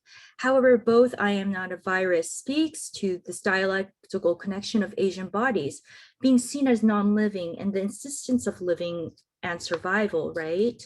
And so in I Remember Dancing, directed by scholar and artist Huang Wen, it offers us another possibility together, another vision with an intergenerational cast of trans and queer Gaysians as they speak frankly about HIV/AIDS and queer life. Inspired by Joe Bernard's I Remember poems, Huang's video illuminates Asian and Pacific Islander testimonies and confessions that illuminate and center Asian American communities and AIDS.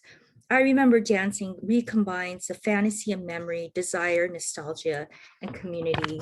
And specifically, I'm really inspired by the testimonies, the faces of queer Asian trans men in this Asian American men as they speak directly to the camera. And then midway through, the video begins to glitch and show these images of neon pixels overlaid with a video game. And then we see these images of gay men dancing. And then it cuts back to the Asian American men remembering, right, different testimonies.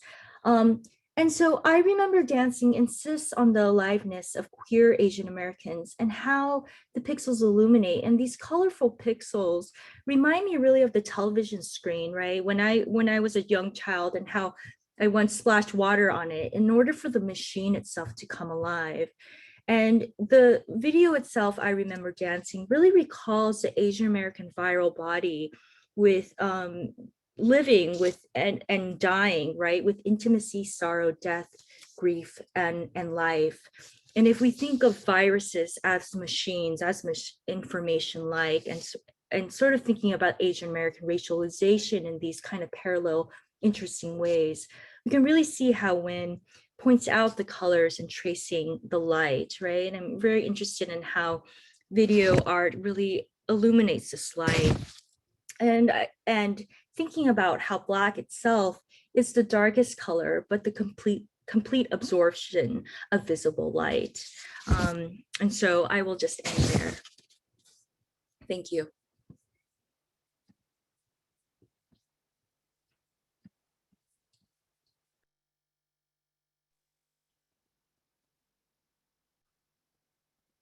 Thank you so much, Professor Rhee. Our next speaker is Professor Kevin Mumford.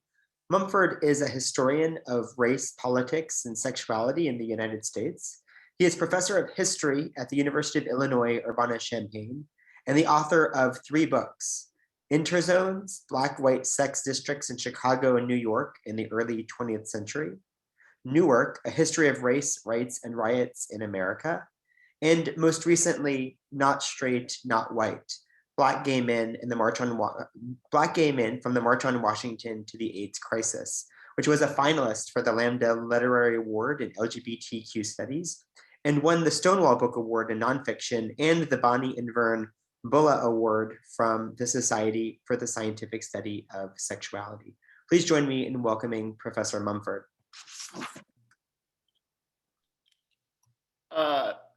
So am I on the camera now? Can you hear me? There we go. So, thank you very much for inviting me to this. And I just want to start out by saying that my talk is not as developed as I would like, in part because I stubbed my toe and broke my toe yesterday. And so I've kind of been mending in a way. So I apologize for that aspect of it. But I thought I would say make a couple of quick points about race and AIDS, and then extrapolate from that about the current situation of COVID. So one thing that we've already touched on is sort of this circulating idea that that African Americans in particular have a distrust of medicine kind of writ large, and that there has to be some way to reach out to them. And so my first point, I have a couple of problems with that soundbite that is circulating in the media all the time. So one of them is that it doesn't disaggregate race enough. So I'm always suspicious of things that don't talk about class.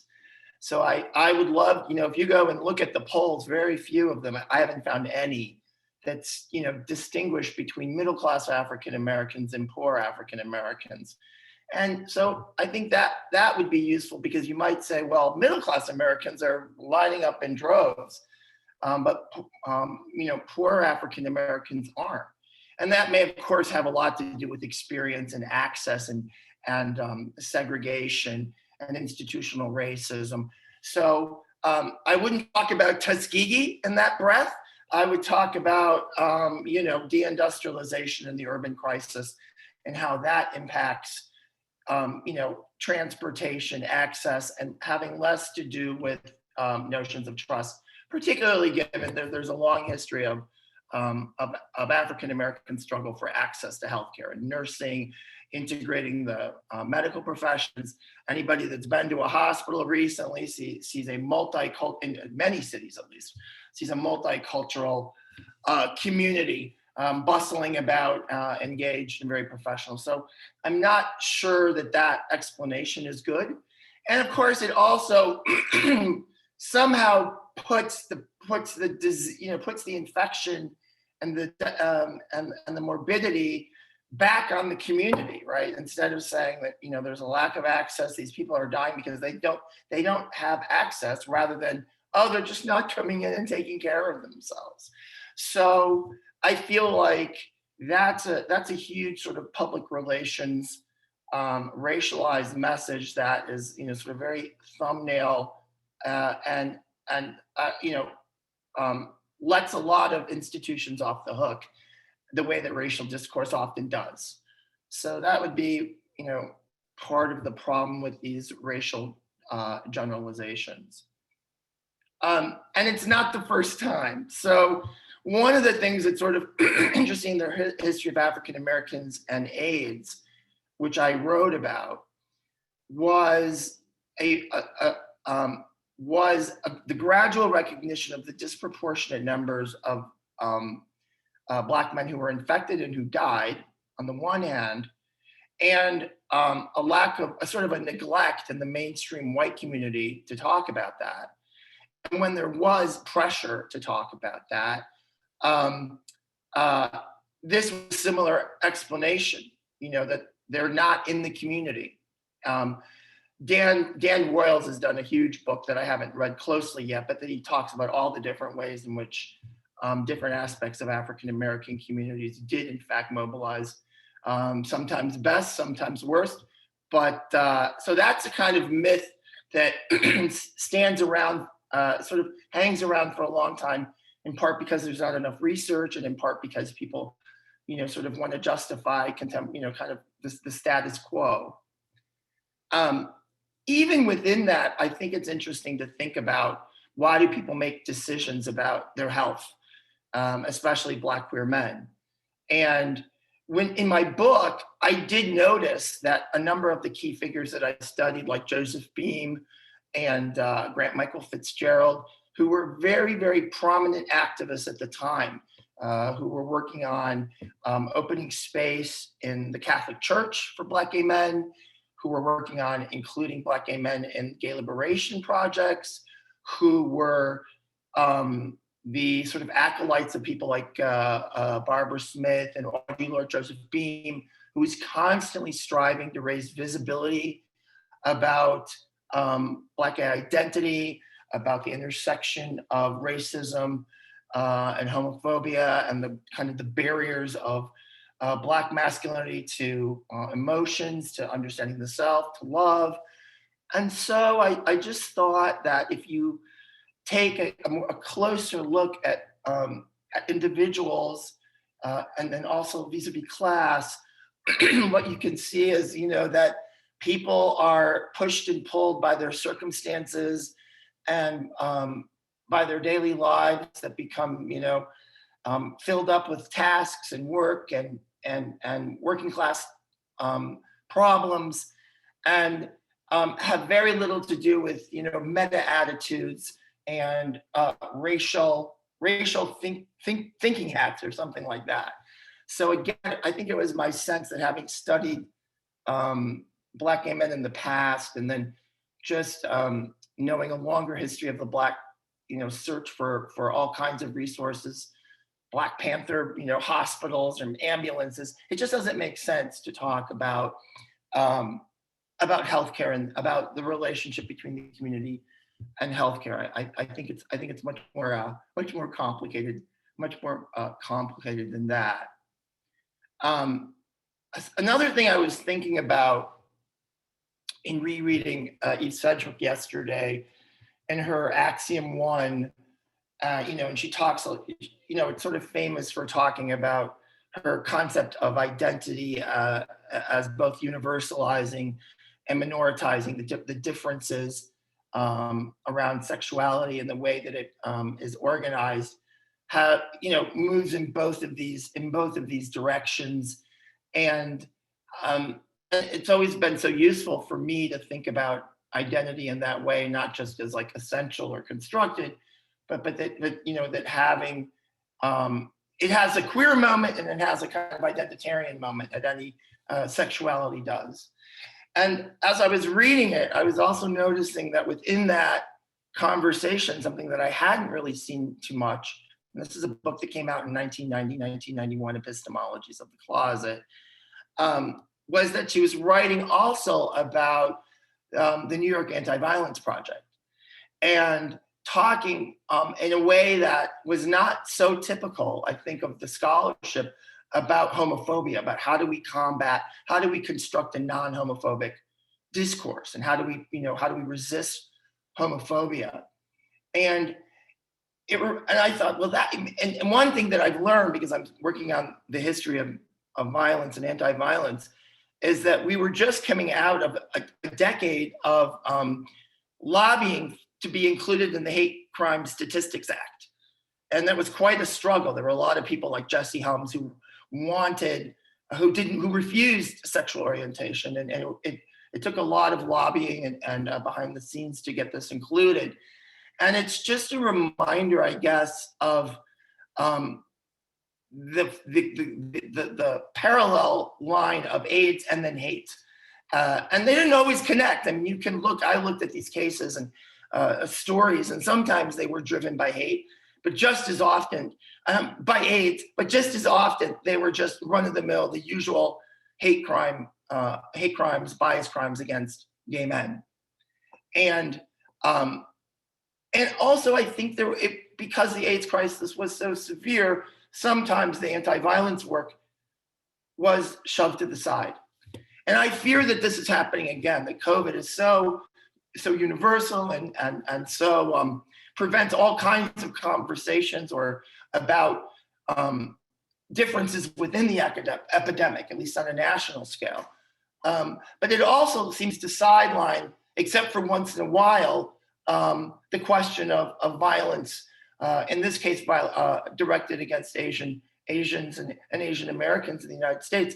And so I just, I'm always concerned about, the way that COVID has shrunken the public sphere, and that within that, and closed down certain kinds of conversations or sideline them because of the urgency of a life-threatening pandemic. But that, as scholars and as teachers, I think we have to keep, pushing against that kind of hegemony to make sure that we have a chance to to articulate our anxieties about difference at the same time that we always have. So I guess, those are two of my biggest questions. And again, to sort of dispel this, I just would never believe that, you could say categorically that one group of people resist, healthcare based on, something that happened, 70 years ago or so. So I just wanted to add this, this issue about thinking about African American history and racism and public discourses about health. So.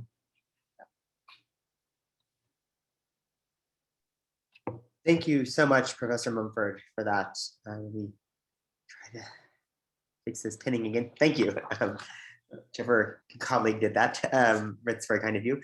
Our next speaker is Professor Tim Dean. Dean is the James M. Benson Professor in the Department of English at the University of Illinois, Urbana-Champaign, a scholar of queer theory, psychoanalysis, and poetic modernism.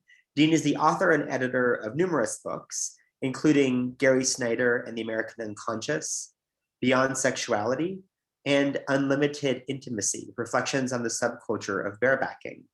His most recent book, Hatred of Sex, co-authored with Oliver Davis, is forthcoming with the University of Nebraska Press. Please join me in welcoming Professor Tim Dean. Thank you. This is not the first invitation I've received to speak about connections between COVID-19 and AIDS, but it's the first one I've accepted. Today is the first time I'm speaking publicly about these issues, because for most of the past year, I have felt bewildered and uncertain how to formulate the meaning of a rapidly unfolding global pandemic that we are still in.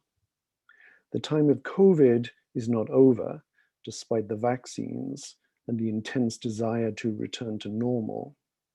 Indeed, the time of AIDS is not over, despite PrEP and antiretroviral therapies that make living with HIV a chronic manageable condition for those who can access the medications. These pandemics are still unfolding as we speak. In this brief paper, I want to think about what it means to be inside something together and to have intimacy at a distance. Following extensive critiques of normalization in queer studies, I'm skeptical about the rush to resume normal life. So many of us have been excluded from or punished by what is deemed to be normal that we cannot help feeling some ambivalence at this moment in the pandemic. Occasionally, I wonder whether the rush to go back to normal is just another form of the denial that has plagued the United States since this pandemic began. The normal is being invoked as a mode of psychic defense. Likewise, psychoanalysis has taught me how knowingness in the face of the unprecedented is also a psychic defense, a symptom of the widespread wish not to know what it is that we are going through. Here I'm referring to the paradox that sees knowledge as encoding strategies of unknowing, what Sedgwick described as the privilege of unknowing. A psychoanalytic epistemology of the pandemic would pay attention to epistemophobia, the will to ignorance, as well as to what Foucault called the will to know, la volonté de savoir. Perhaps we are here today to remember in the face of so much willed forgetting. Certainly we have learned during COVID-19 just how little we seem to have learned from the AIDS pandemic, how much has been forgotten. As COVID unfurled in the United States over the past year, there was a sense among those of us who remember the first decade of AIDS that, haven't we been through all of this before? We have been reminded of how an epidemic of denial accompanies the biological epidemic. As the virus goes viral, so do rumor, misinformation, and proliferating formations of knowledge that attempt to contain it. Yet what academic discipline will track and chart for us the epidemiology of ignorance? As with AIDS, so with COVID, we have witnessed the extraordinary capacity of psychic denial to substitute for the world of empirical reality a wished-for realm of alternative facts. It will be gone by Easter. Try bleach. Could we inject a powerful bleach? No doubt there is comfort to be found in smirking at such patent absurdities, as if it were only the other and never I who has recourse to denial about these matters. The othering of disease that we witnessed with HIV/AIDS has repeated itself with COVID. If AIDS was a gay disease, that meant if you were resolutely heterosexual, you wouldn't catch it. According to this logic, your straight identity would protect you. A good part of the stigma surrounding HIV has always been that it is transmitted sexually. But of course, that's not the case with SARS-CoV-2, the virus that causes COVID. Nevertheless, COVID has been othered in comparable ways, for example, as the Chinese virus, an othering that draws on centuries of Orientalism and anti-Asian racism. The othering and the denial work together to reinforce the cardinal message that it won't affect me. Racism and homophobia conspire to generate a logic of immunity, that is, a belief about immunity, a kind of psychic armor that is meant to protect believers, but actually makes them more vulnerable to infection. With COVID, we have witnessed the various strategies through which people try to make themselves untouchable.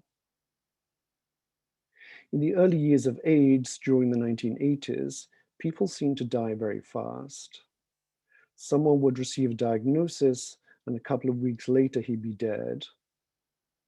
I was reminded of those early years of AIDS last spring, when a friend's husband suddenly sickened, and before you could fully register that he was hospitalized and in fact seriously ill, he had died.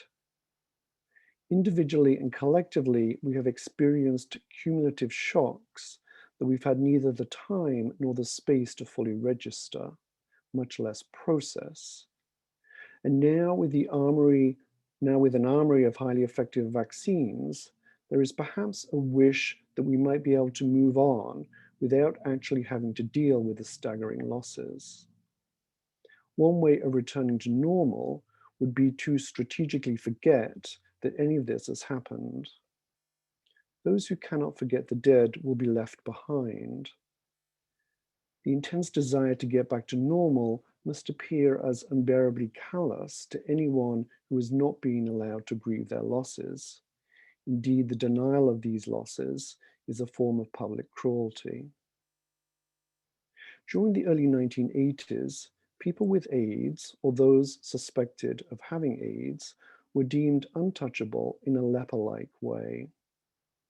To see over the past year how those who died from COVID have been treated likewise as barely touchable is to be reminded of both the similarities and the differences between these pandemics. For although the virus that causes COVID can be transmitted through mere proximity, the virus that causes AIDS cannot. If we understand COVID primarily through the lens of our experiences with HIV/AIDS, we risk erasing the specificity of both pandemics. Here I'm suggesting the limits of the comparison. It's not just ignorance and denial that defend against the novel and the unknown, but also our established frames of reference, our knowingness. To understand COVID through AIDS can be a way of refusing to know it. During the 1980s, as we were trying to come to terms with HIV/AIDS, I remember saying on a regular basis, almost like a mantra, well, at least it's not airborne. One of the saving graces of HIV is that as a blood-borne virus, it is actually quite difficult to transmit.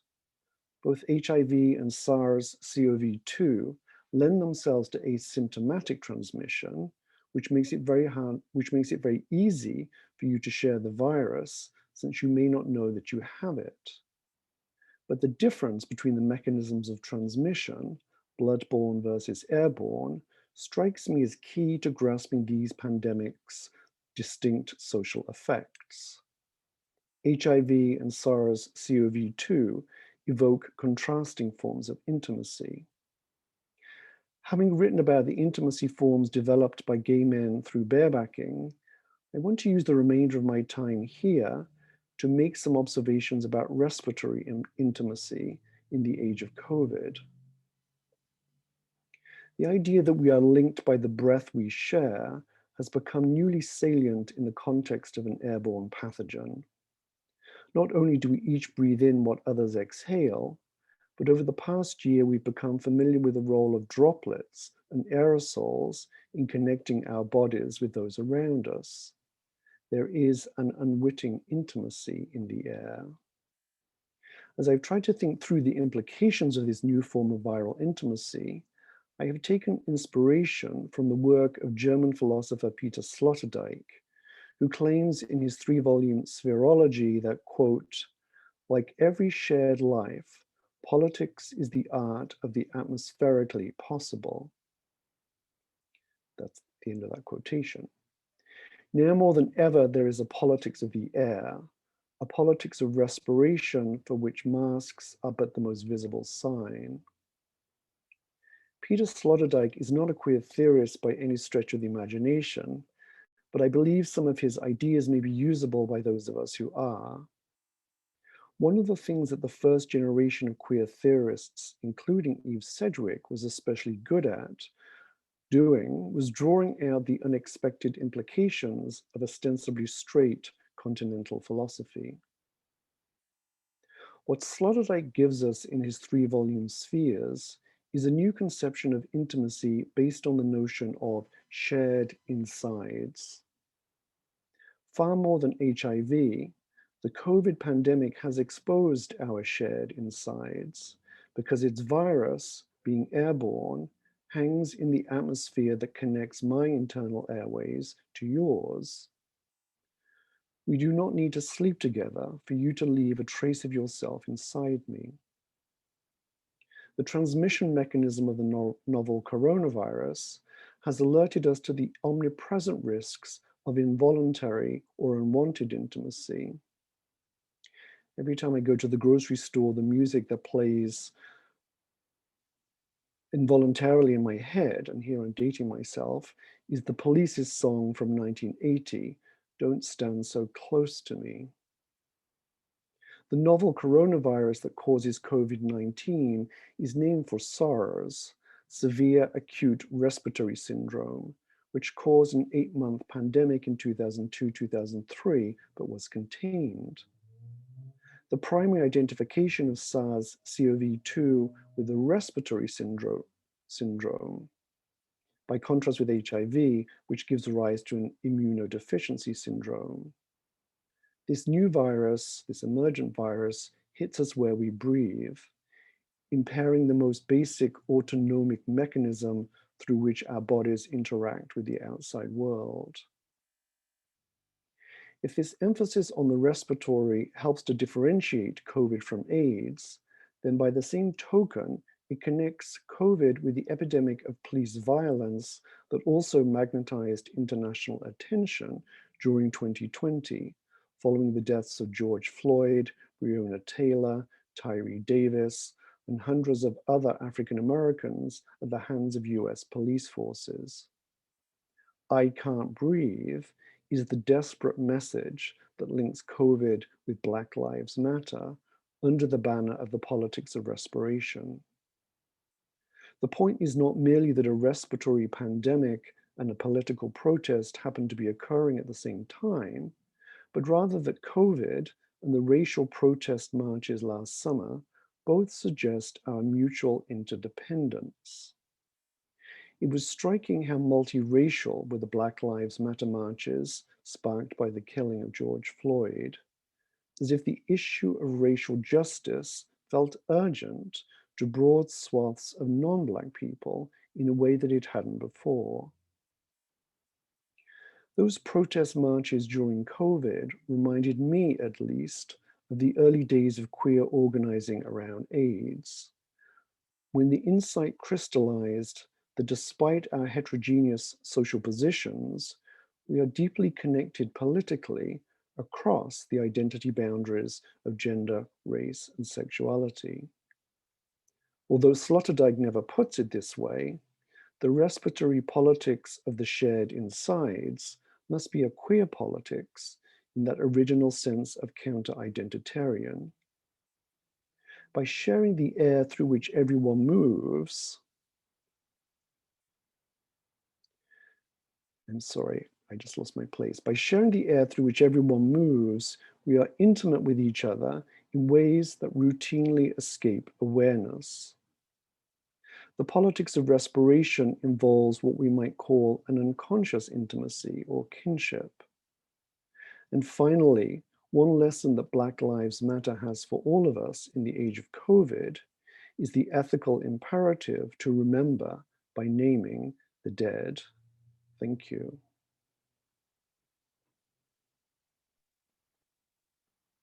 Thank you so much, Professor Dean. And please join me in thanking all four of our panelists for these incredibly helpful, provocative, and moving remarks.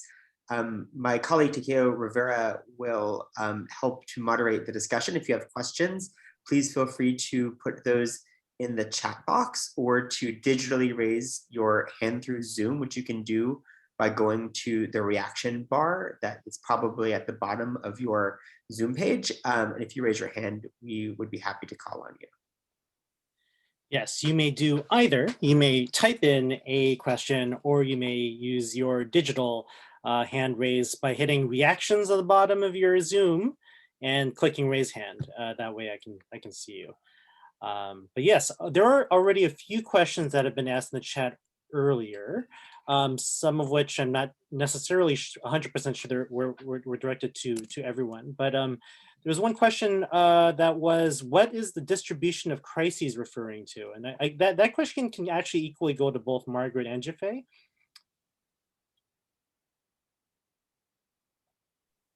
Margaret. I think I'll defer to Jaffe as the editor. So thanks to Takeo. I don't feel like I should be part of this panel time.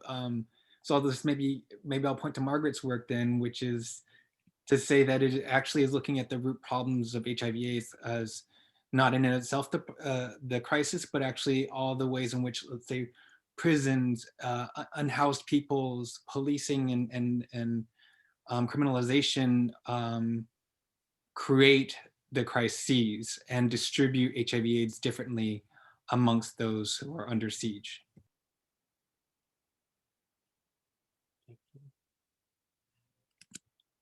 And thank you very much. Another question was from Lynn, actually, in the chat earlier. Lynn was asking, how do we make mourning part of refinding each other?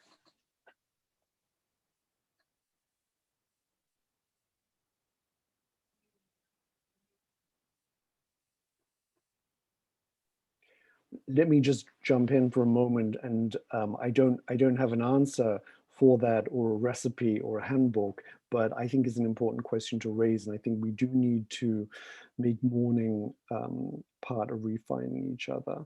You know, your question reminds me of Douglas Crimp's old essay, Mourning and Militancy, which ends with the call for both mourning and militancy, and an acknowledgement on his part of the necessity of mourning and how easy it is to disavow the need for it, because mourning is a painful process.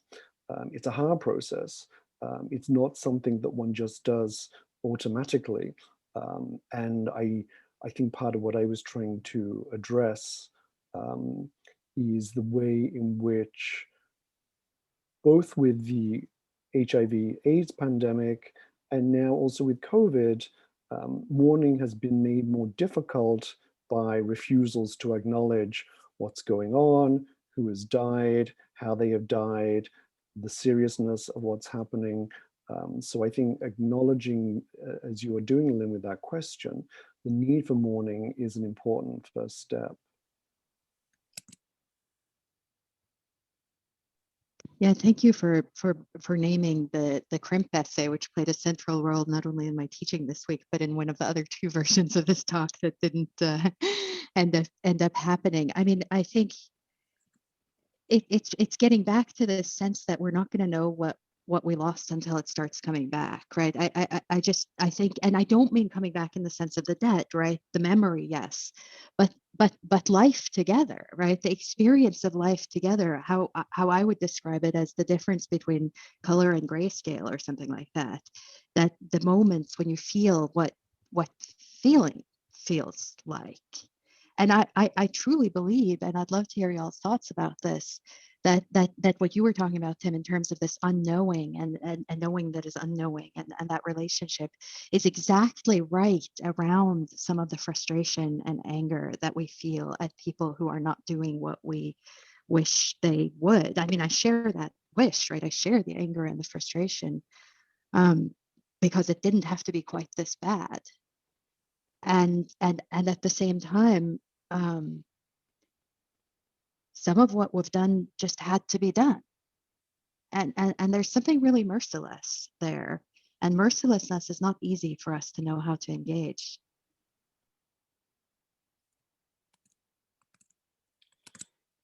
We have a follow-up question from our moderator. So Anthony asked, how do we move among the personal, collective, and national and global scales of mourning? I guess to sort of add on to that, how do we even have a sense of scale and understanding of mourning when you know, between the micro and the macro and the unimaginably vast?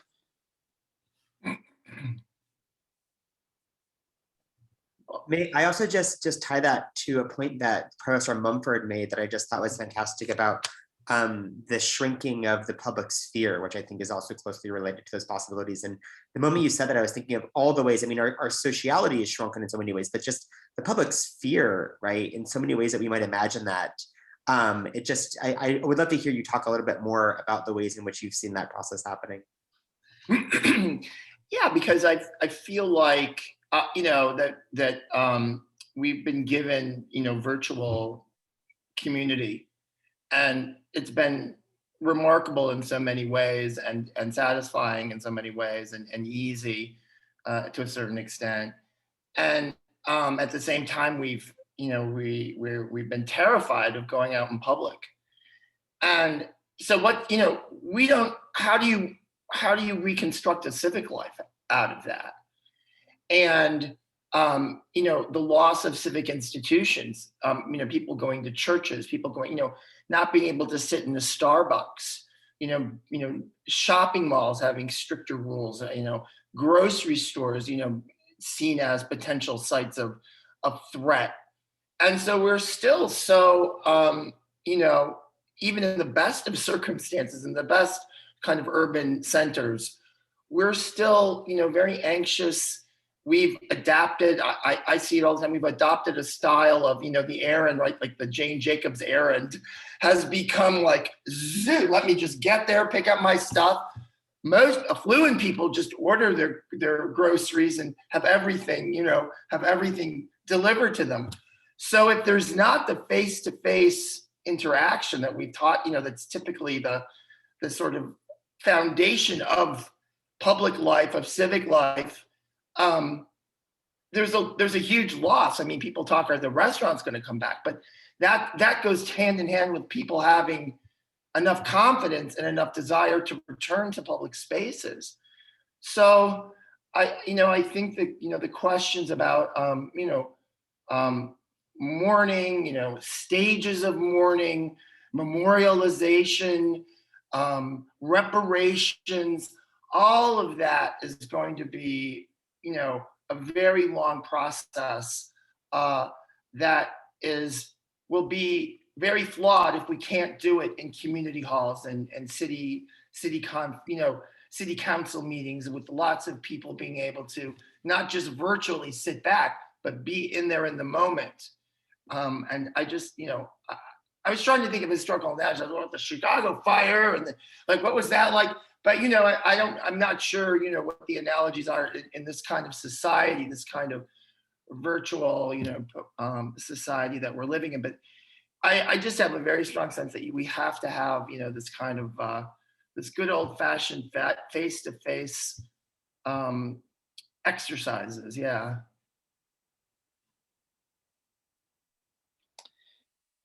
I think one very powerful idea that was brought forward in Tim Dean's talk was this kind of these different ontologies of the viruses, right? We've talked a lot about the parallels, but not as much about the dissimilarities between the ways in which these types of transmission do produce different forms of sociality, right? And I think that was a very powerful distinction. So Cassandra, to that point, asked the question, and obviously inspired by Tim, but I think the question can go to anyone. If I wanted to learn more about the politics of respiration, what would you recommend I read? Well, let me jump in and answer that, because that's a bibliographical question, and that's easy. Those are the easiest questions to answer. So I would say Sloterdijk's, and if I can hold up the books, it's 3 volumes. The book is called Spheres, and it comes in 3 volumes. And that's where he's really talking about a politics of what I'm describing as a politics of respiration, what it means to really think about, and obviously what he's written precedes this pandemic, but he's talking about what it means to share the air between us. And I think that what Kevin was just talking about is we are now extremely self-conscious about what it means to be in the space of others, breathing their air. Kevin just coughed in Zoom. Coughing in Zoom is perfectly fine. Coughing, when we sit together is now going to make me nervous, right? How do we get beyond that sense of actually sharing a kind of respiratory intimacy with each other that is understanding that we are in fact in intimate relations with each other when we are in public space or shared space all the time, right? But those 3 volumes by Sloterdijk, especially the first one, the subtitle is Bubbles, which also has a resonance for the pandemic, is where I would send you. It's nearly 3,000 pages of reading, so pace yourself.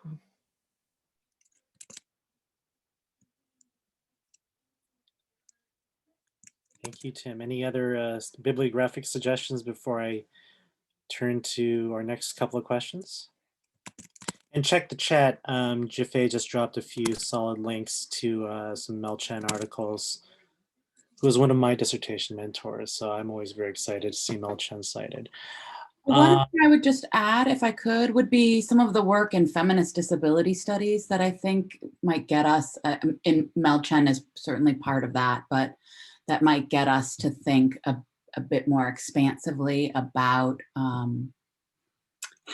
sort of affect, haptic, I don't know, other mechanisms of interaction. So stuff on care work or Asian American feminist antibodies collective, which I think some people, I can post it to the chat if people haven't seen it before. Thanks so much, Annie. I want to turn to Angela, who's had their hand up for a while. Thank you very much. I have a question. This is for Tim, but I'm also interested in what Lynn and Kevin might have to say as well. Tim, thank you for that lovely talk. You've given us such beautiful and lovely images to think about. Particularly, I was really moved by this this phrase, "the trace of yourself is inside me," just by virtue of breath. And it reminds me of your previous talk about the unseen obscene and the role of fantasy in this new kind of this new paradox of intimacy. So I wonder if you can talk about, you know, when we're faced with this new paradoxical intimacy that we might not want and that we might not contain, what does that do with the economy of desire? And you know, how do we actually take pleasure in this new paradoxical intimacy together?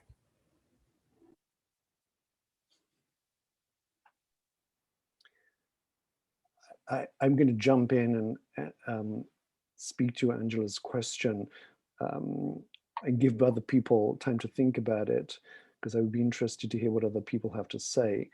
Angela, it's great to see you. I'm thrilled to see Angela, and I tremble with fear when I see Angela, because every time I give a talk, Angela always asks the hardest question.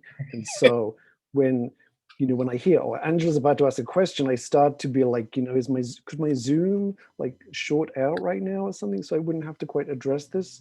But I think, you know, I think what I was trying to, you're pointing to something that I was trying to gesture toward, which is if we think about shared breath, and we have become aware of how we have become aware of certain kinds of intimacy that we do not want, right? We've become aware of unwanted intimacy.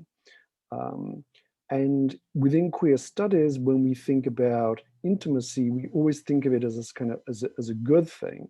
We link it with community, we link it with pleasure, we link it with positive values.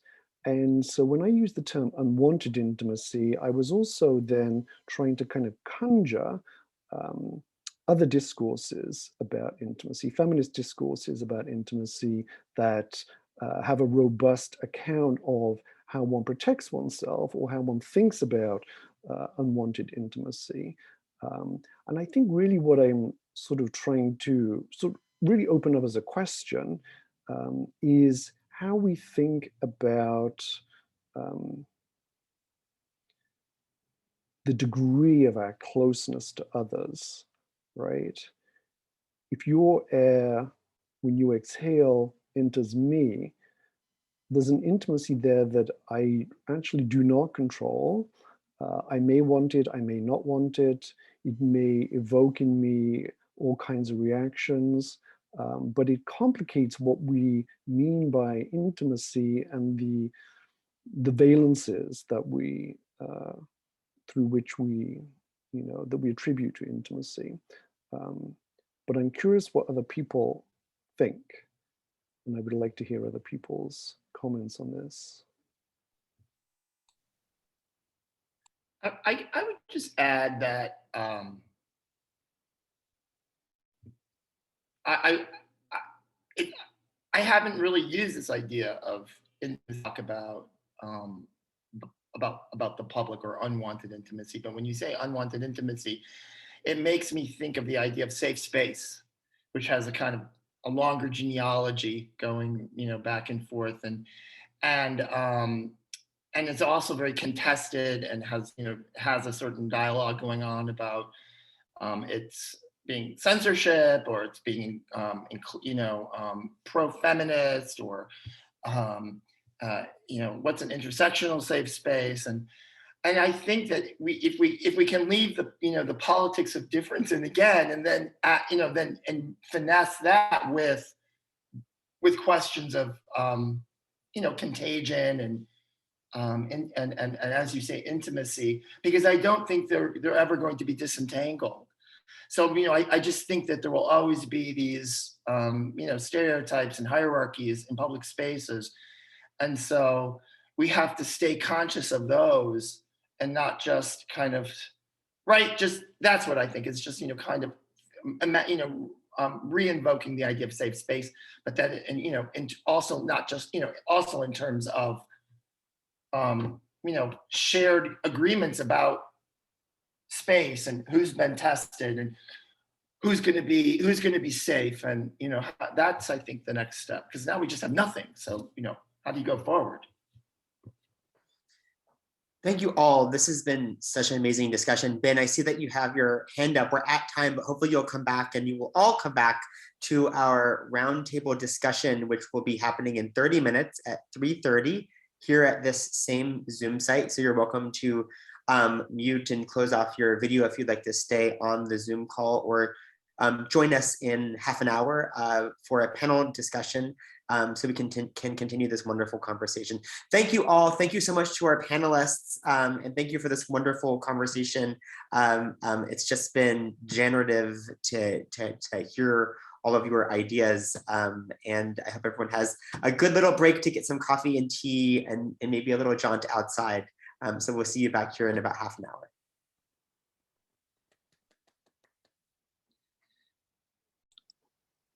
Let's let some folks roll in. We got 30 people now.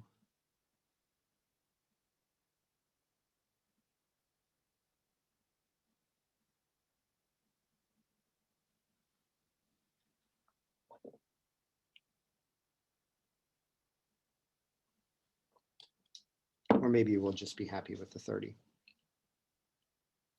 Yeah. So yeah, let's get started. Hi, everybody. I've been sort of moved and excited throughout the day, and I think we were all a little worried about how this would go as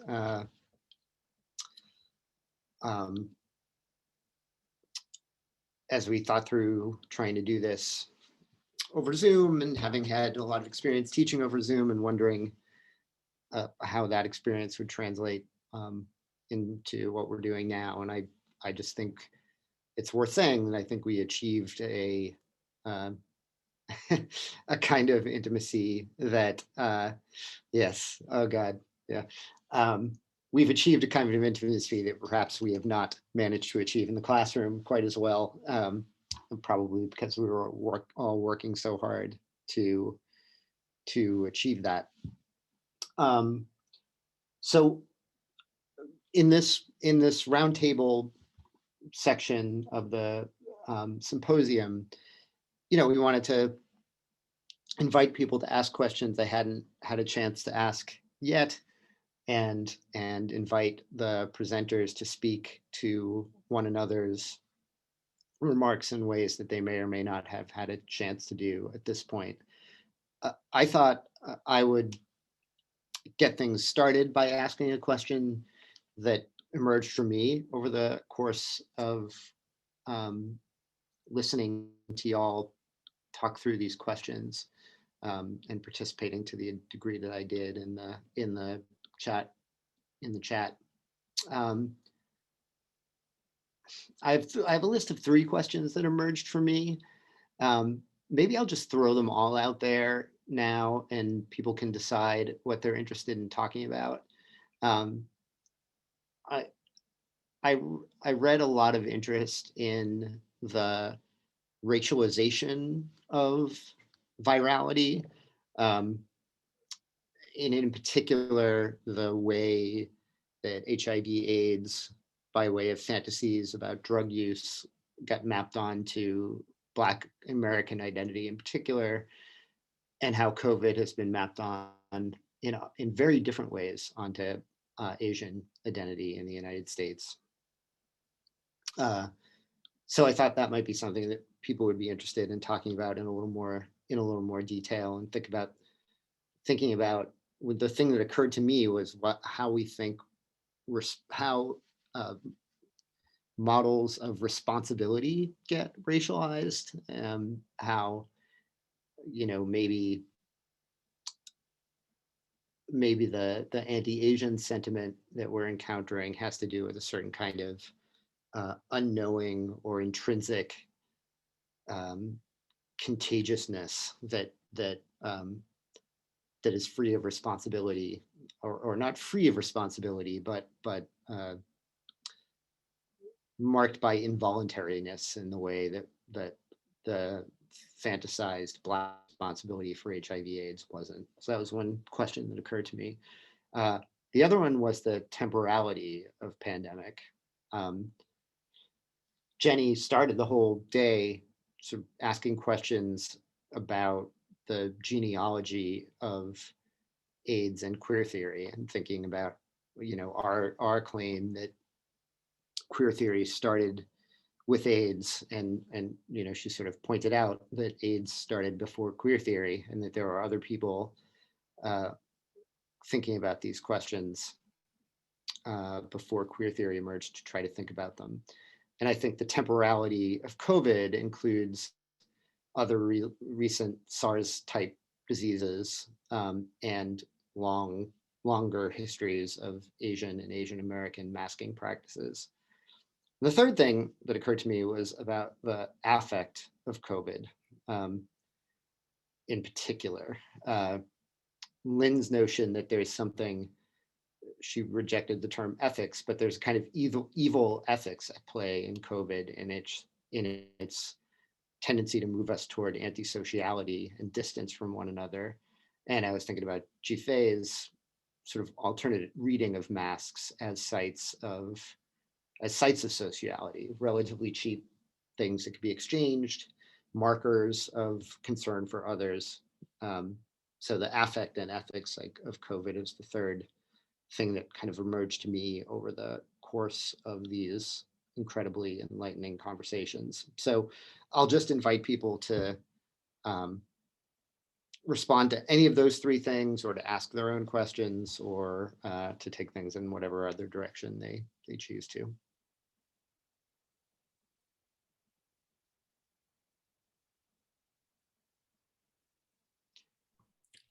I guess I can start maybe.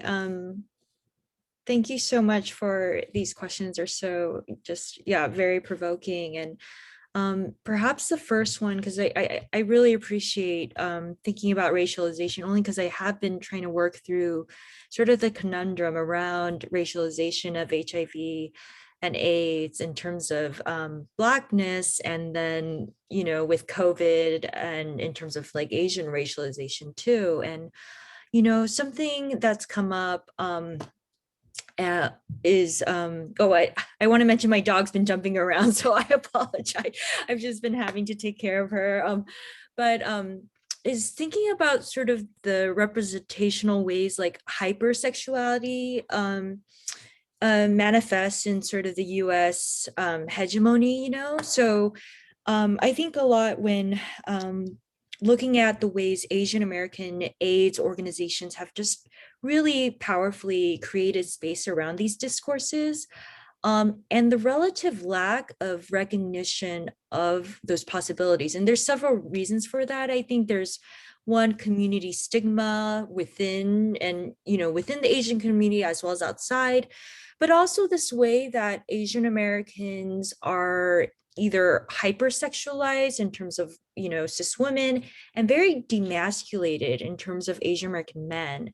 And I think that's a real kind of one primary way that's functioning in terms of thinking about Asian American men as never living with HIV/AIDS, as not having a sexuality, while the converse of thinking about AIDS in terms of being mapped onto Black bodies in this sexualization of Black bodies in these incredibly racialized ways. So I guess I just want to maybe add that to the conversation and thinking about how those dynamics can shape these discourses. Thanks, Margaret. If I could jump in, and I'm trying to figure out how what I'm about to say could map with that, because I think it does, and my mind is sort of spinning it around in my head. But I want to also think about race, gender, and sexuality in the context of the different ways in which HIV versus, let's say, COVID is imagined to be transmitted. So on the one hand, you have HIV is related to blood and other bodily fluids, and I also think about COVID-19 and its racialization around Asians and airspace. So, the histories of colonialism and blood have us understand that Blackness is related to blood, both in terms of differentiation in the formation of heteropatriarchal families and nations, and the reproduction of Black subjects as enslavable subjects. So I think there's a relationship between blood and other sexually related bodily fluids and their racialization as Black because of the proximity in which proximity of Black bodies to their sites of extraction, which is again, reproduction. On another hand, you have Asians, particularly say East Asians and maybe Chinese in particular, and we should unpack the term Chinese because it means so many different things, but our proximity to industriousness and hyper-industriousness, which is to say, we are so hardworking that we are like robots, and I think about maybe Margaret's work again, that we produce so much pollution and we create open air markets where we just are so hyper industrious that we don't even stop to think about safety when it comes to meat. So, and again, it's our proximity to sites of extraction. So in the one hand, we can think of it as a metaphor, but really it is about where the raw materials and labor come into play when we think about sites of transmission, and where those sites of transmission, whether it's across species or through between humans like blood and semen, are extracted from certain ecosystems and then made available for mass consumption. So on the one hand, blood banking and its spread of HIV, and how blood has historically been extracted from largely US prisoners in the South. And then on the other hand, if we think about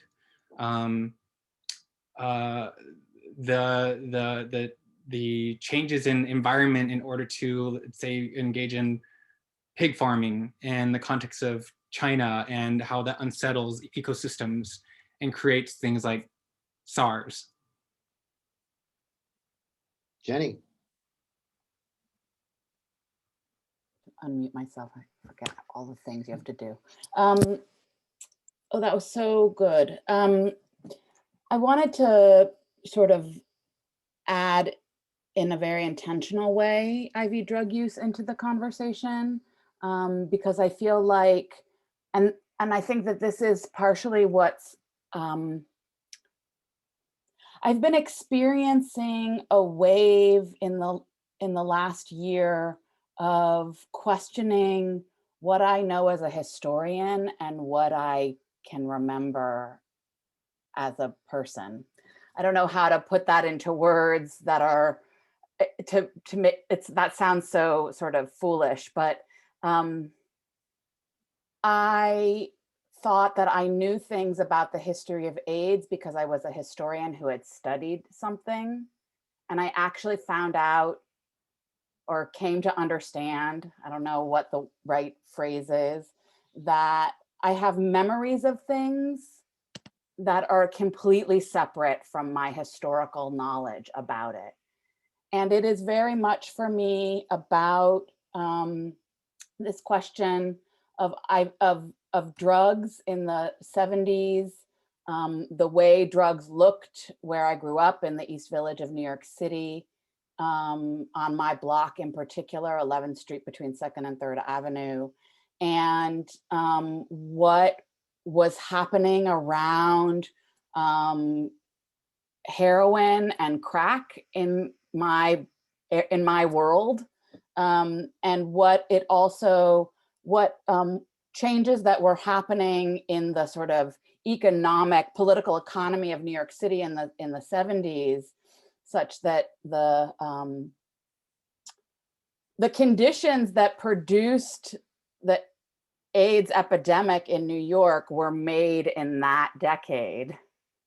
And it was precisely around things like the fact that blood banks for the first time would actually pay people for their blood products. It's a practice that didn't exist before the fiscal crisis of the 1970s in New York, but also that the way AIDS came to my block was because it was a primarily Puerto Rican block. So it was a Black and Latino block. It was an Afro-Latino block. And the young men who were on the block they had 3 places to go.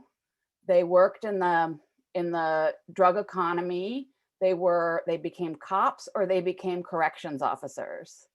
So you start to then see, like, what does it mean to think about this temporality question, and how different kinds of illnesses, syndromes, contagions, viruses are racialized, but also what it means, and this is maybe sort of super old school, but like, I'm thinking of Michelle Cochran's work on When AIDS Began in San Francisco, which is, in my mind, an oldie and an underread, amazing text that more people should read. Because once AIDS lives in the world of sexuality, it erases all of the other things. So people are hypersexualized, and there's then the assumption that drugs have nothing to do with how they're in any way interacting. It means that, you know, what she found was that among the first 25 cases of the disease that would become AIDS, which were being studied in 1978, 1979, 1977, that all of those men, primarily, I think there's maybe one woman in the 24 cases, were at or below the poverty line, had complicated histories in relationship to drug use, and were also men who had sex with men. But as soon as they were men who had sex with men, the other things disappeared. And so I guess, I don't know if that's a way of hooking on to what Margaret and Jaffe have just said, but I feel like it needs to live here in this conversation about queer theory and epidemics. Period. I'm watching the captioner, so it's just like reminding me to stop. So if nobody wants to add anything to that, Ko has been monitoring the chat, and so have I, and I can't believe he claims to have like found things that he can actually formulate his questions. I mean, the conversation is incredible, but fast and going in a lot of directions. Well, there are a few questions from the last panel that didn't get airtime yet, so I wanted to give some space to that.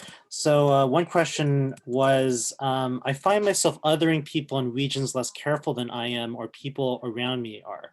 I hear people say, oh, I'd never go to Florida. Is this the same structure as othering the China virus? Just reminding of this and looking for better ways to think about it. So that was the text, basically. So in other words, TLDR, Is Florida being Orientalized in the same way, I guess? Is Florida peril, as it were? I love that. I'm still trying to fancier. wrap my head around the question to Kale. So they don't want to go to Florida, as in, and also not wanting to go to Asian spaces. Is that what it is? Well, I guess the question is like whether or not the structure of anxiety is the same. Oh, okay. I mean, this may go to Trevor's discussion about about gay partiers and travelers, and also. It does. Did you want to say something, Trevor? Could you reframe the question? Sorry. To what extent? Let's see. How do we think through this ethics of going to places where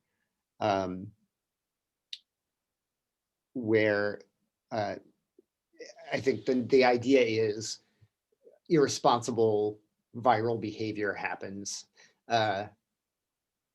Sort of how do we, so the way Takeo asked, sort of reframe the question is Florida being Orientalized, right? To what extent is this kind of, I mean, so maybe as a way to ask this question, I'll tell a story, which is that I flew to New Orleans on the day that BU announced, on a professional trip, not my professional trip, somebody else's professional trip, but on the day that BU announced that they were not going to, that they were banning travel in the United States. So I was in New Orleans on St. Patrick's Day, which is a big New Orleans day, and watched behavior that I could see, like there was in fact a big explosion of cases 2 weeks after this. So, you know, how do we think through, are there racial logics going on, or what are the logics of responsibility going on when it comes to places where people gather? And, you know, how do we think of those in our histories of understanding rhetorics of responsibility around disease and other circumstances? It's unpredictable to me, the sort of configuration of the way that discourses come together, and it surprised me constantly because it's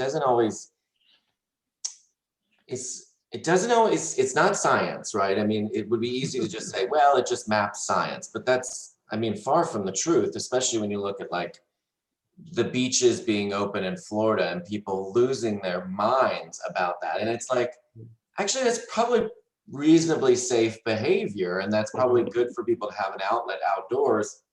And maybe most of the country's just jealous that Florida has these nice beaches. I don't know. There's so much going on there about why Florida. Maybe it's the pleasure of it, like you're indulging in this recreational behavior that's not quote unquote necessary. It really is bewildering, and it's hard to keep up with. So it's almost like it just sort of depends on a sort of configuration of things at a certain point in time where something becomes framed as irresponsible in this epidemic. It's just about, it's not everything, obviously. Sitting at home is the one thing that's, well, except if you have like an old person at home, but you know, I guess there is maybe no safe zone, but it is sort of surprising the variety of things that have at various points been framed as villainous and bad behavior. Can I jump in?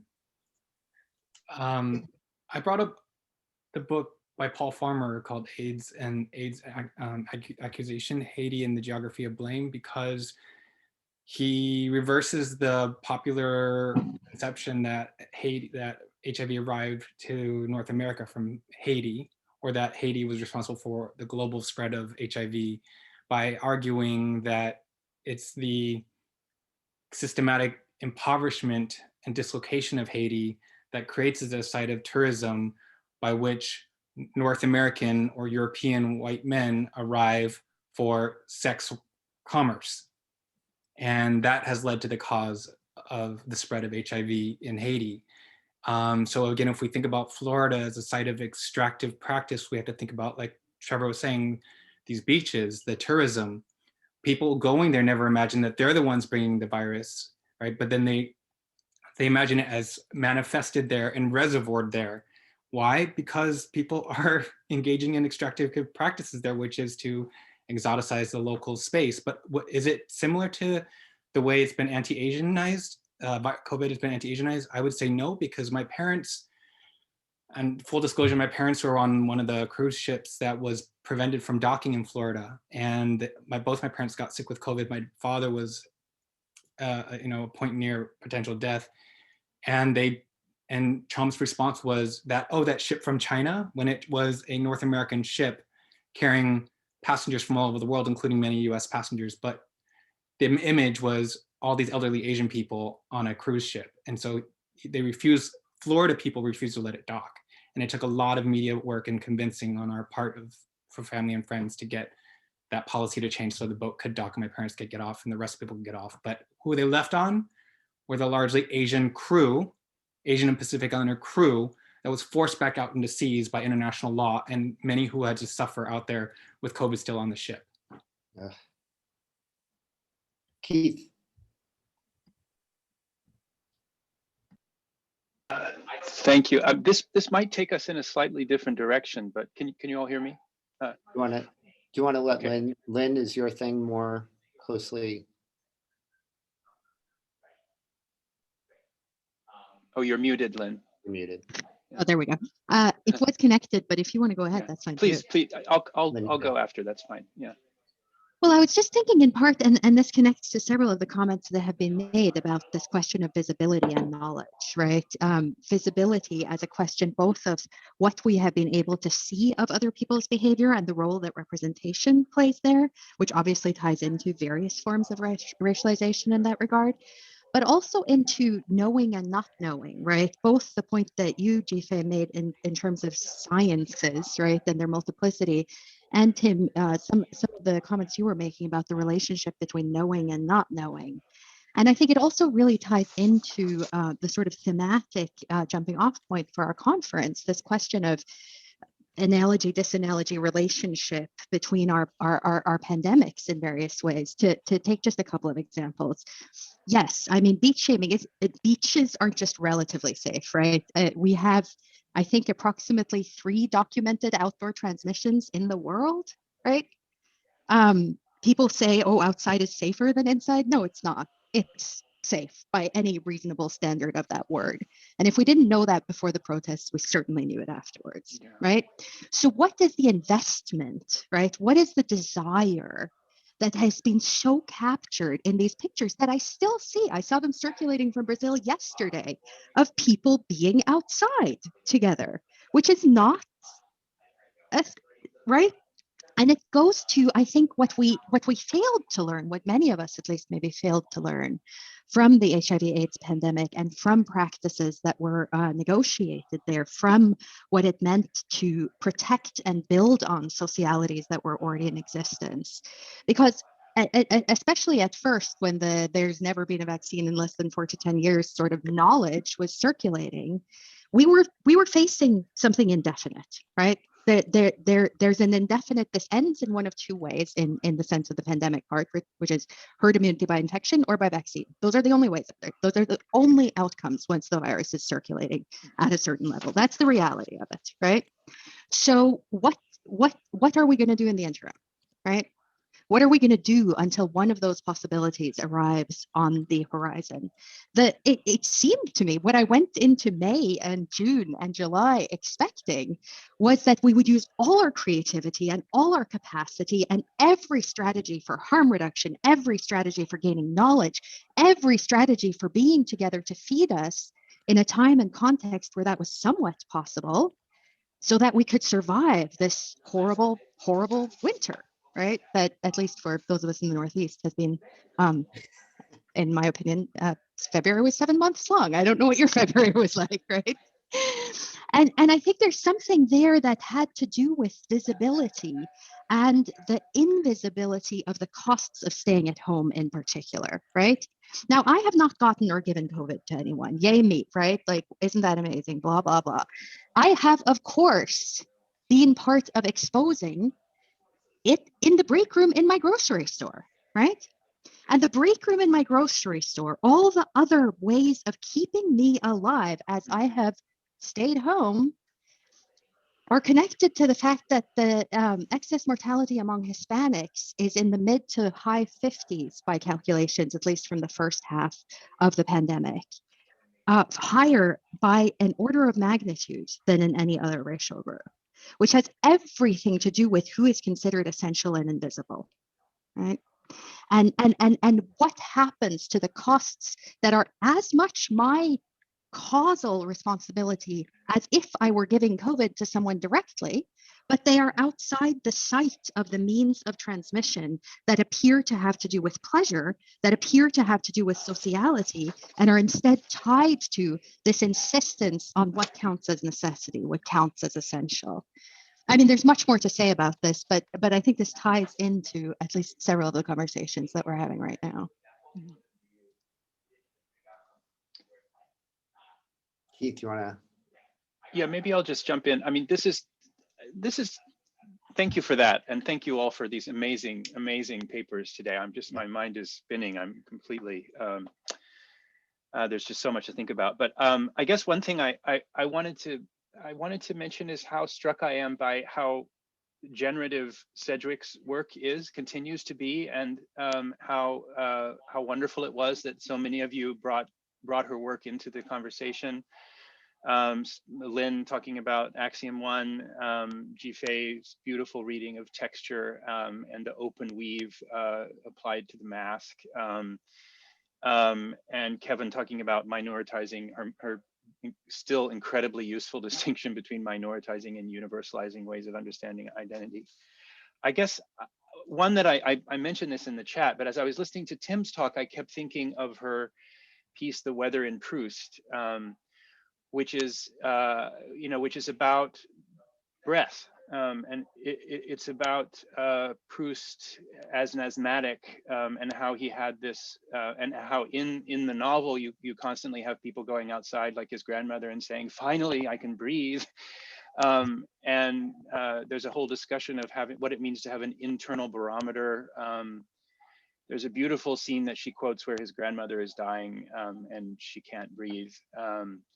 And I guess I don't know, and this is maybe unfair to spring this on you now, but I just wondered if you had any thoughts about that, and especially because I think one of the distinctions that she makes in that piece that might be useful, I'm not sure yet, is to compare the need to breathe, which is a drive that is that, I mean, she says the human need for air is satiable, like the needs to drink, eat, and excrete, but unlike the libido, it is a biological drive in the strongest sense of the term. Unlike sexual desire, for example, its satisfaction is necessary to sustain life. It is finite and satiable, and then she compares that to the libido. And I don't know. This is just, obviously we're gonna have to give a lot of thought to this, but I'm just wondering if there's, and also, this essay starts out talking about open systems and the weather versus closed systems, which reminds me a little bit of what Lynn was just saying about, about how even if you don't go outside, you're still a part of a larger system that is having effects that are unpredictable, and where the causality is not so clear, but yet is there. I don't know. That's for maybe for Tim, but also anyone else who might have any thoughts about that.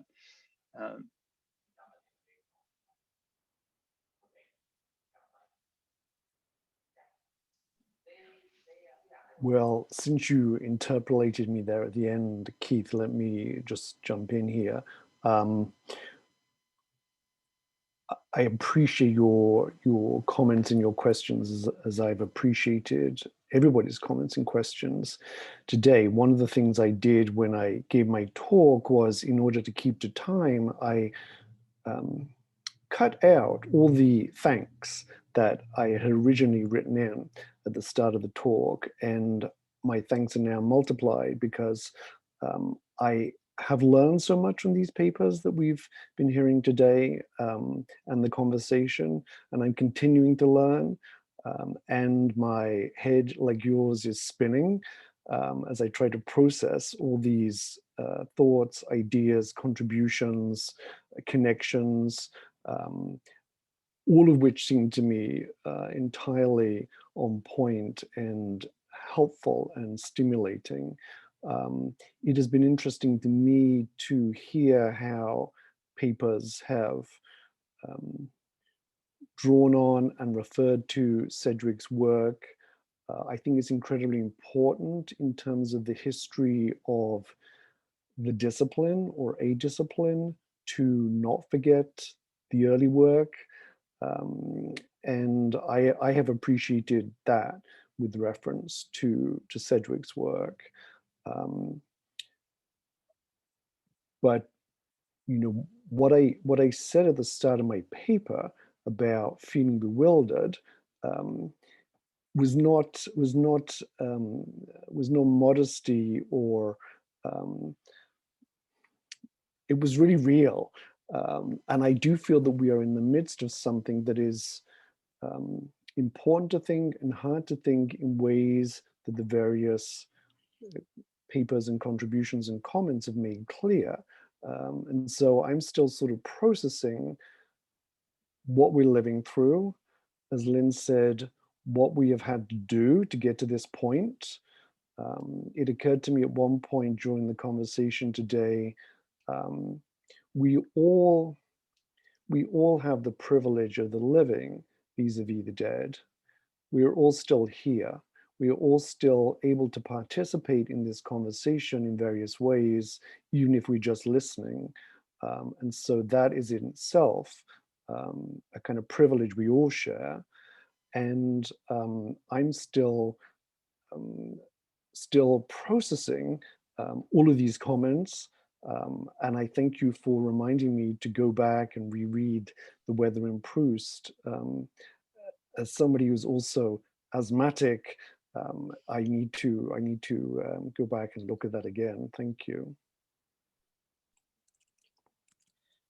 I really love, so I too would need to reread The Weather in Proust to say anything interesting about it, but I love so I feel like Tim's paper introduced me to a whole set of new sexual fantasies that have to do with being in the grocery store and like mixing with the various other food shoppers and employees there. But on the other hand, I guess maybe the counter story to that, or the I don't know, the disciplinary backlash to that is that sense that unlike sexual desire, the desire for breath can be fulfilled. I mean, I think, Keith, I hadn't sort of thought about this as we kind of worked out this economy of thinking about the relation, you know, how, as we riffed out these discussions of how AIDS and COVID can be thought together or not thought together. I don't know. I would love to hear smarter people than me say things about that, and maybe Anthony will do that. I won't do that, but the question that does in some way build upon that. And in some ways, it's drawing on Lynn's pandemic anthropology, which I found really helpful for thinking about this, and what Tim Dean was saying about what we don't know, right? What we can't yet know, or, you know, and Lynn's point even about not even knowing what we've lost until something might change in the next few months. But I was just trying to think about epistemology and politics, and thinking comparatively between, AIDS crisis as it emerged in the 1980s and COVID as it emerged in the past year, and thinking about, you know, the kinds of narratives that sort of become the most dominant kinds of narratives, right? And in some ways, the lack of response to AIDS in some of the early years from the federal government and from a number of scientists left a vacuum that was filled by so many grassroots activists, right, doing so much fascinating work. And then, you know, although eventually biomedicine and big pharma